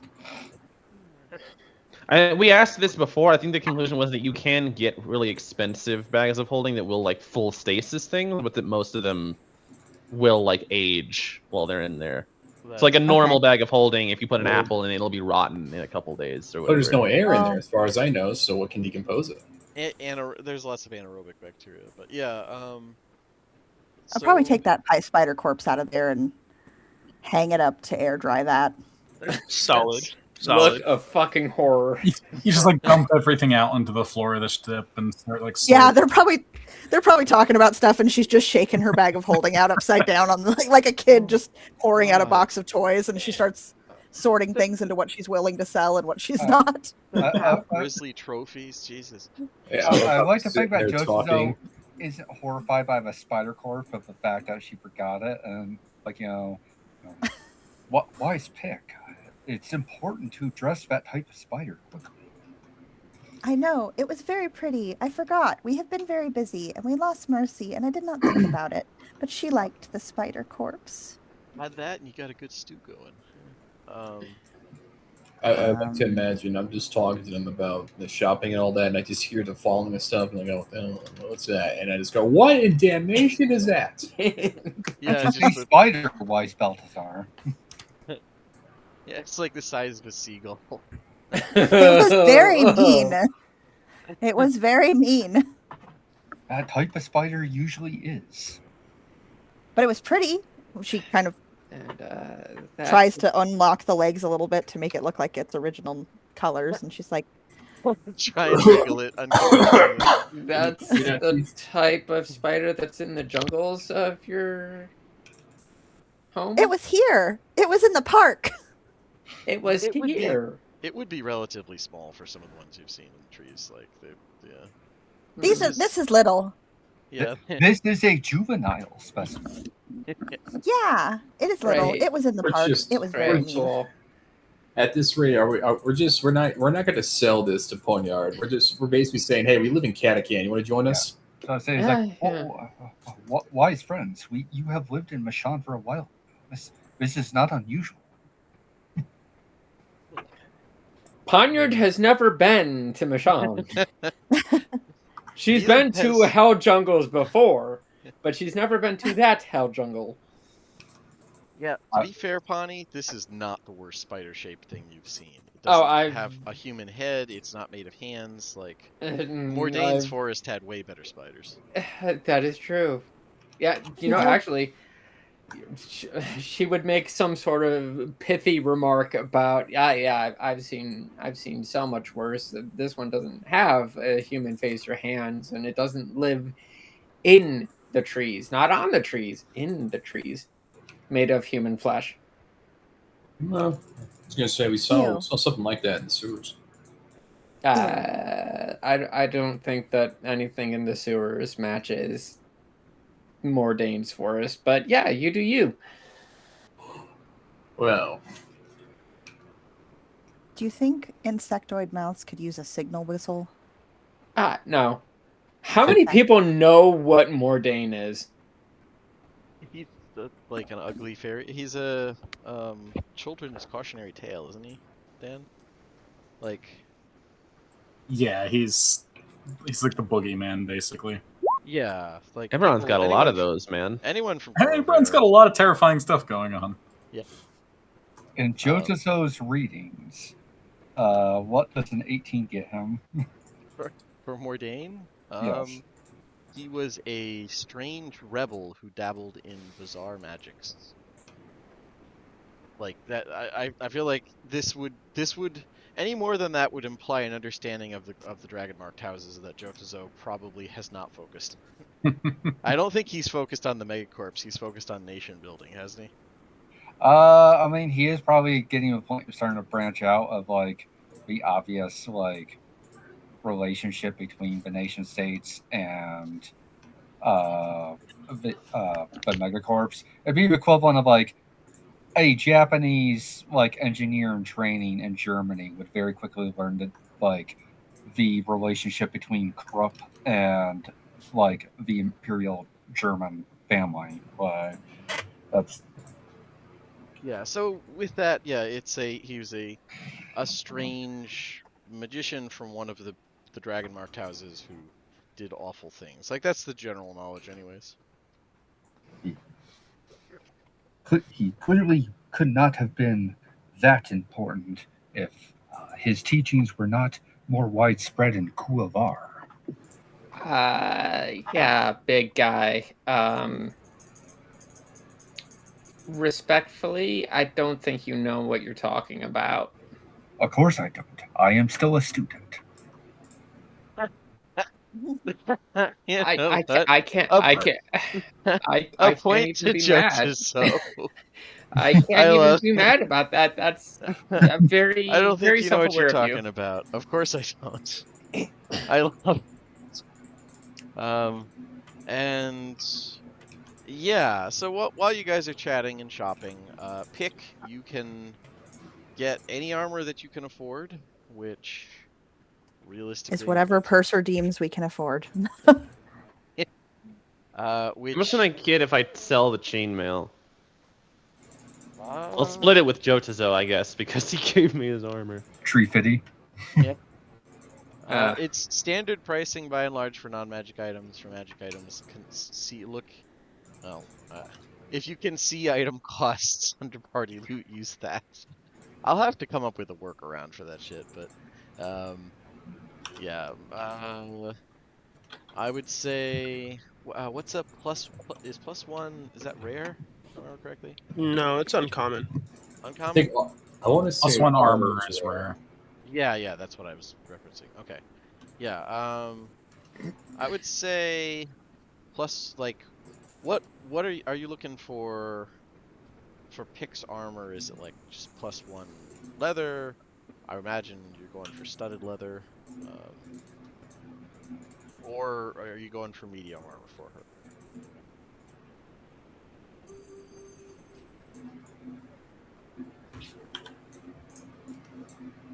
For me, as in my opinion, I am going with what the party is willing to spend, and that's okay. I'll be at peace no matter what it is. Like So I right have no now, idea what's in the party fund or the cost of those things, but That's it's fair. what they're willing to spend, and it doesn't have to be a lot. Like, Poniard would actually be kind of working on I just start asking like very pointed questions like, hey, what experiences have you had in the combat? How often do enemies get really close to you? Do you ever do melee? What kind of like, how many times have you almost died because somebody could put the pointy thing in your body? 2, 3. 3 close calls. Not often up close. I very much try to not be up close. I like to fight from a distance, but I can fight up close. These things are all just bigger than me. Yeah, definitely getting that, cutie.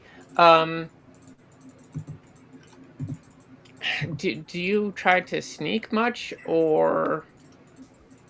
Yeah, very sneak. Very sneak. Well, in that case, I would suggest going with the studded leather armor like I have. But if you wanted to have a little bit more protection, then going with something like splint mail or chain or a chain shirt would possibly do better. Breastplate's Kind of bring. realistically best. I was Yeah, about to breastplate. suggest breastplate. Yeah. That doesn't give you disadvantage on stealth. Gives you 14 plus your dex modifier, maximum of 2. So it gets you up to 16, and then if it's a +1, that gets you a 17.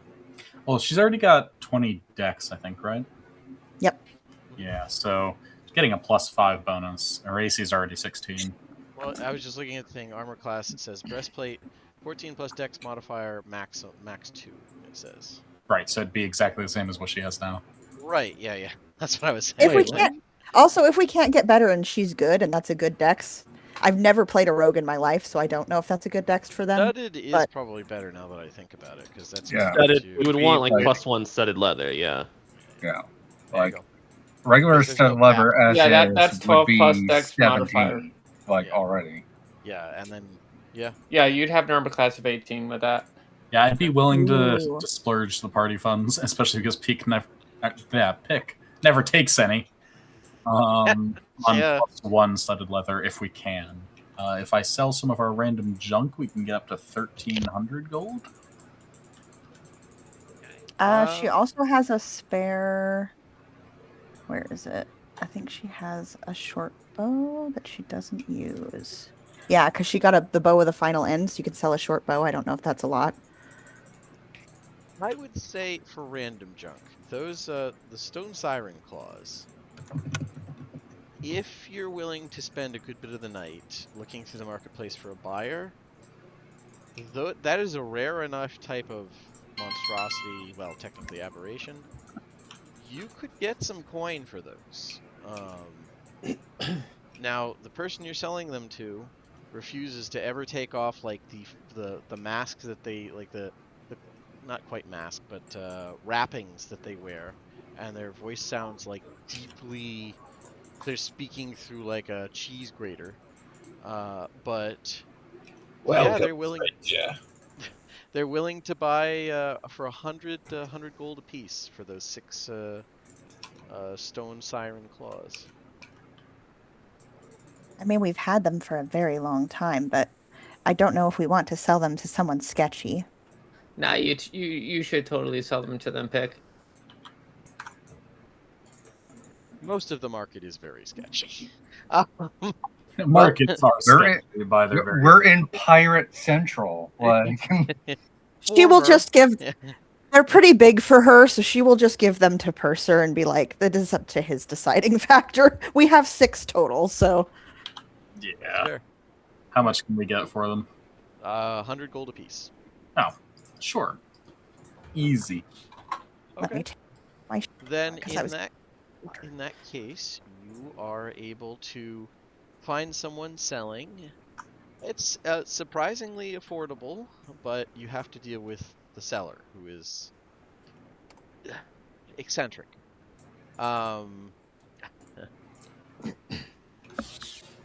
Let's see. DM, while you're looking at that, I would also like to purchase a scroll of greater invisibility. Just throwing that in there. Okay. Out of my own money. Yeah, I got you. Spell Nice. scrolls. What greater is rare? That's 4. Level yeah, 4 yeah. spell. So then I would say that's lowest cost 250 gold. Yeah. Okay. And yeah, it's a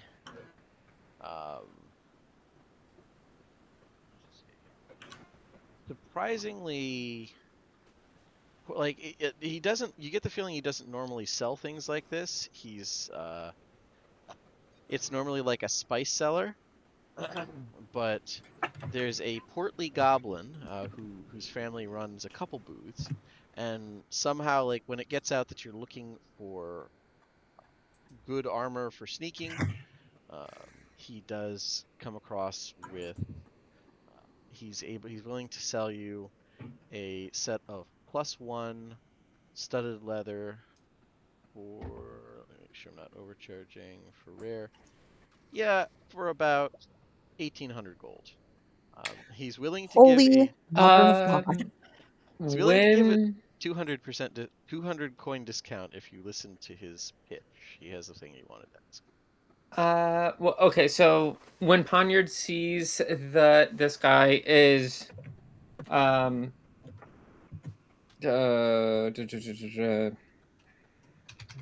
sorry. The goblin? When she sees who this guy is, that he's a goblin, she immediately kind of like perks up and starts speaking to him in Goblin. And she produces her masterwork rapier with its inscription about her being the mouse hunter. Yeah, and he likes Brave that. rat catcher, and just kind of like talks about like the craftsmanship and fluffs up like, oh, like, hey, this is really great armor. It obviously is because you're a goblin and your people know these things. Yeah, and he absolutely agrees and says in Goblin, that he's willing to give it a discount if, since you know Goblin, you seem the obvious answer. He's trying to find a partner for one of his 6 children, each of which we're gonna be honest here is more homely than the last. With like going around and he cooks good or she take care of you type thing, like just like to gesture. Most of Marry them them are all. running stalls of their own, but he is trying to find someone to marry one of his 6 kids. He's trying to basically pawn them off. Obviously, you have money. You speak Goblin. Why not? He's trying to set up marriages for his kids while he's still alive. What a dad. What a dad, yeah.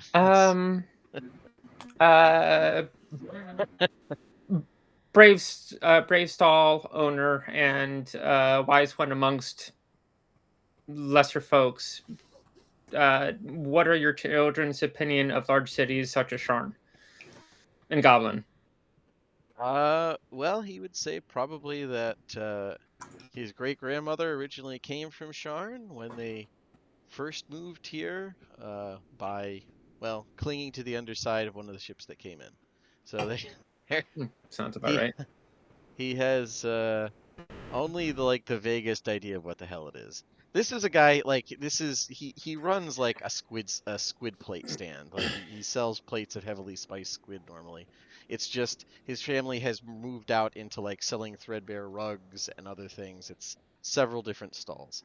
It's a 200 gold discount if you're willing to take him up on the offer. Otherwise, it's the original cost. That's not bad for a set of magic armor. Before. No, it isn't. Ponder just kind of like... Even without the marriage discount. Yeah, I stroke my chin, and... Are any of them good cooks? Yes, he could. He goes over and shows like preferably the female. Well, he cooked good, and she could cook good once she cook. And Purser just like has his face in a hand, just like, oh my god. Do you even speak Goblin? Flame take me now. Well, it's kind of obvious to see that there's something going on here. Yeah, he's like bargaining on his for their part. Like they're not unwilling, but there's a heavy level of embarrassment from each one of the goblin children. But yeah, This very much has the same vibe as like first gen immigrant, like trying to help out the kids type thing. It's well meaning, but yeah. Anyways. Okay, so my counter offer is not immediate marriage, but I'm willing to give an honest effort of courting. That will get you 50 gold off. He wants a guarantee, but he's willing. It's a shot. Oh my god, let's not barter our people off. I cannot imagine that Sam expected anyone to actually agree to this. It's D&D. I can roll it. I would agree to this. I would totally agree to this. Okay, let me react to the thing that Scott just posted. Oh my god. By the way, that's real. Like, I've been to that barbershop. The only thing wrong about it is it was originally Keep Clam. They must have fixed the spelling. That's great. It's still barbershop though. I do not need it. It's very expensive. I give a brief translation to the party and say that, like, yeah, I mean, no. No? Okay. Oh. Okay, so you can still get it for 1,800 gold. Like, okay. Honored That is sir, too I'm much. sorry to report that just due to our lifestyle, I do not have the stability that I would feel right bringing into your children's lives. Yeah, and he feels bad, and but bounces right back and asks you guys if you want more squid plate while you're waiting. I would love more squid plate. How much? I don't like copper. This is squid heavily spiced. It's good, but it's is rubber. Is good rubber. I mean, cat person. This is right up her alley. With that part concluded, am I muted? No, you're good. No, Go ahead, bud. Yeah, I was gonna say, with that concluded, could we take a break here? I know it's like at the end, but I have to like get up for a second. I don't want to miss the scene transition. So if we could take like a minute. Yeah, we could. Why don't we take 5 and we'll come back. Okay. Well, while he's taking 5, I don't want to take up our time to do this. I just kind of wanted to see if I could. I'm about 6 gold short from, so I wanted to see if I could persuade him, like, hey, this is what I got. Instead of 250, 244. I mean, he's not the one selling them. I would say if you're willing to take time, give me a performance check. You could easily get like 10 gold from anything that's passable for a quick performance check.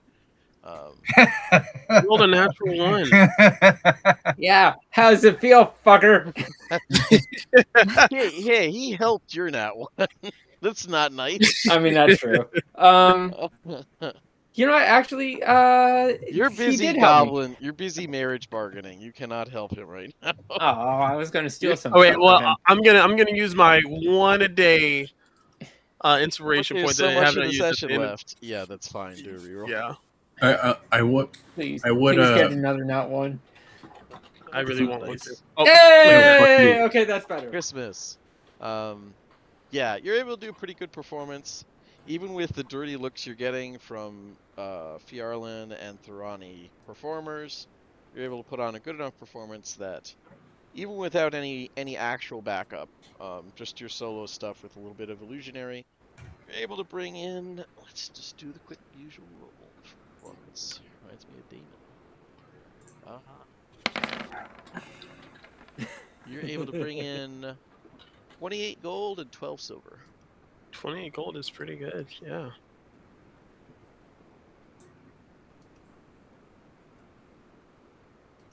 Yeah, there was almost a little bit of the honor among thieves, but not quite. I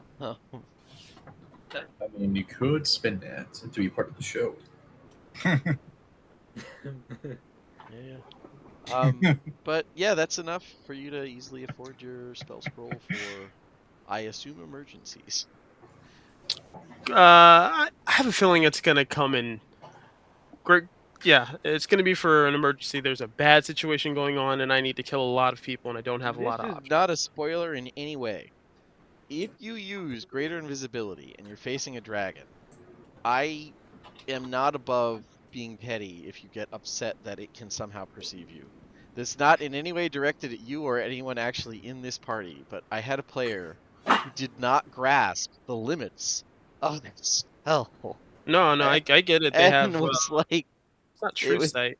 how They or have- no, well, yeah, it was. How does it see me? My favorite part about that is Dragon like, doesn't I cast greater invisibility. It's done vegan. It doesn't have eyes. Yeah, I know. 5 seconds later, how can it still sense me? It doesn't have eyes. Greater invisibility was never going to work, man. Yeah. Yeah, there was that Probably slime has when we went Trevor down to sense. go fight the Bildrets the first time. I get it. Yeah, no, that wasn't. It wasn't in any way at you guys. That was just like Oh, memory from the past. yeah. So the plus- Scott and I PTSDing pretty hard about that. Go ahead, pick. The +1 armor, it would be 18, but it looks like Dan This- is like for some basic mundane studded stuff, which is just one more AC, but it's like 45 gold versus the Exactly. Yeah. insane +1. So I'm gonna do that, and then I don't know Okay. how much it is to sell my old leather armor. I am back. Did I just miss more shopping stuff?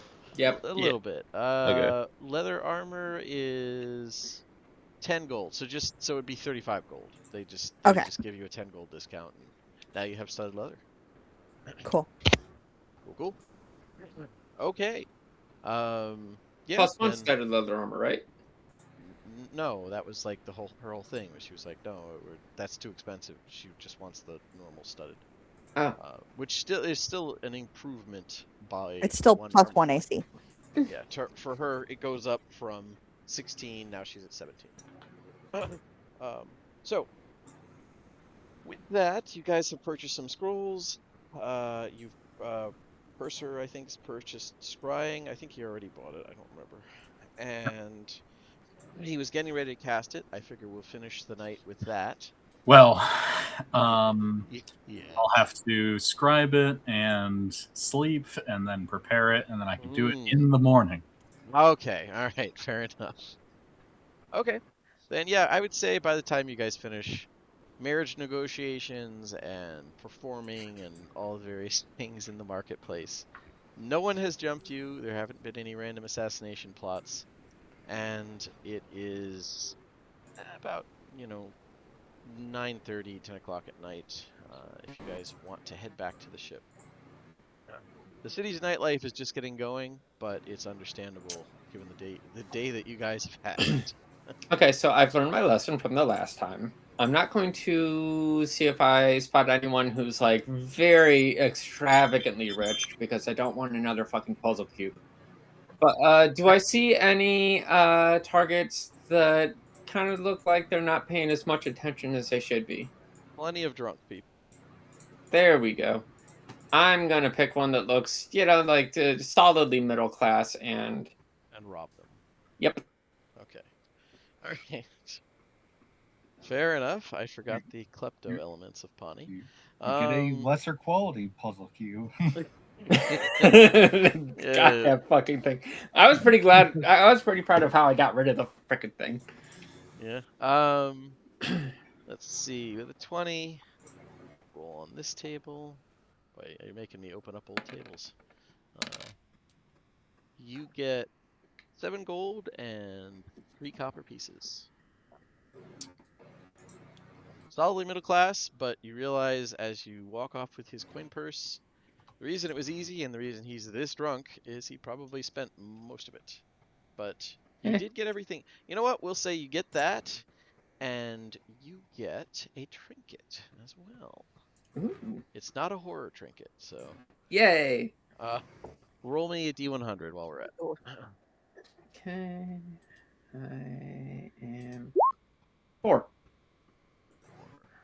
Okay.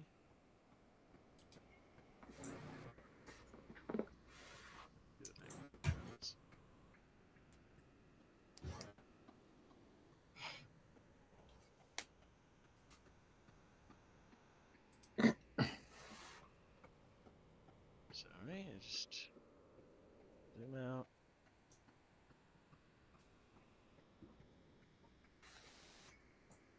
Oh, here we go. 4. Okay. You get a diary written in a language that you don't know. I would say you've seen enough of it. It seems like it's in Riedran. It's a dream diary. Okay. I will present it to I'll present it to Pick to see if she can actually read it. Absolutely not. Yeah, it was good. Okay. My darling Rebecca, I had a dream about possums. I hate possums. I hate possums so much. I mean, to be fair, that would be her exact content. She'd be all about it, but she can't read it. Yeah. But yeah, so there's your pickpocketing results. And when you guys have enjoyed the night as much as you wish, you can retire and get a new day in the morning. Oh yeah, we're long resting then. I would think so. Yep. Okay, hell yeah. I think that after her previous experiences with stuff that she doesn't freaking understand, she just like once she realizes that she can't actually read what this diary is, she just casually tosses it to the side. She doesn't want to. Okay. I've dealt with enough fucking bullshit that I don't want to like. Oh, hey, this is actually the secret diary to like such and such a scary thing. Like, I don't want to do that anymore. Hey, let me translate this first line. You don't belong here. Ah! See if my players have instinctive distrust reactions to basic trinkets, I know I'm doing my job. But on the I like them. On that note, I think that's probably a good spot to end for the night since we're about GG everyone. Thanks for coming, and let's take a look at RSVP here, which I know is not visible to everyone. I'll be reposting. Next week is the 28th. How is the 28th looking for everyone? Let's see. Fine with me. I think I have an appointment the previous day, so I'm not sure what shape I'll be in, but if I'm feeling alright, then I'm good. I don't have anything that day. Okay. At worst, I will be a few minutes late because I am running the old person. I have to set up all the freebie stuff that's been donated, and we've had a lot of people die. And so we put it out loud on these tables, and people can go through it, and whatever they don't take, we take to the thrift store. So I've got to set that up, and that's that. But I have to take it down and take it to the thrift store for what they don't take. So at most, I will be a few minutes late, but I should be fine. Okay. All right. It'll be fun. See a birthday on my calendar? Ray's birthday barbecue? I gotta ask my wife about that. What's Ray's birthday barbecue? Is that a I'm thing for helping. me? I don't know. I don't I'm know, afraid Ray. I can't help. I'm not sure why you're asking us. Oh no, I'm sorry. I'm just on the mic. It's a hot mic at this So- point, but I'm literally asking my wife out loud. Giving me a confused goldfish face. I mean, Sweet Baby Rays, maybe? I don't know, man. How the fuck am I supposed to know? Yeah, I'll figure that out. But I Killing mean, at us. Yeah. I'll let you know. Cool. No problem. Right on. See everyone next time. Yep. All right. See you. Yeah. Thanks for Good night. coming. See you Bye-bye. guys. See you guys next week. Bye.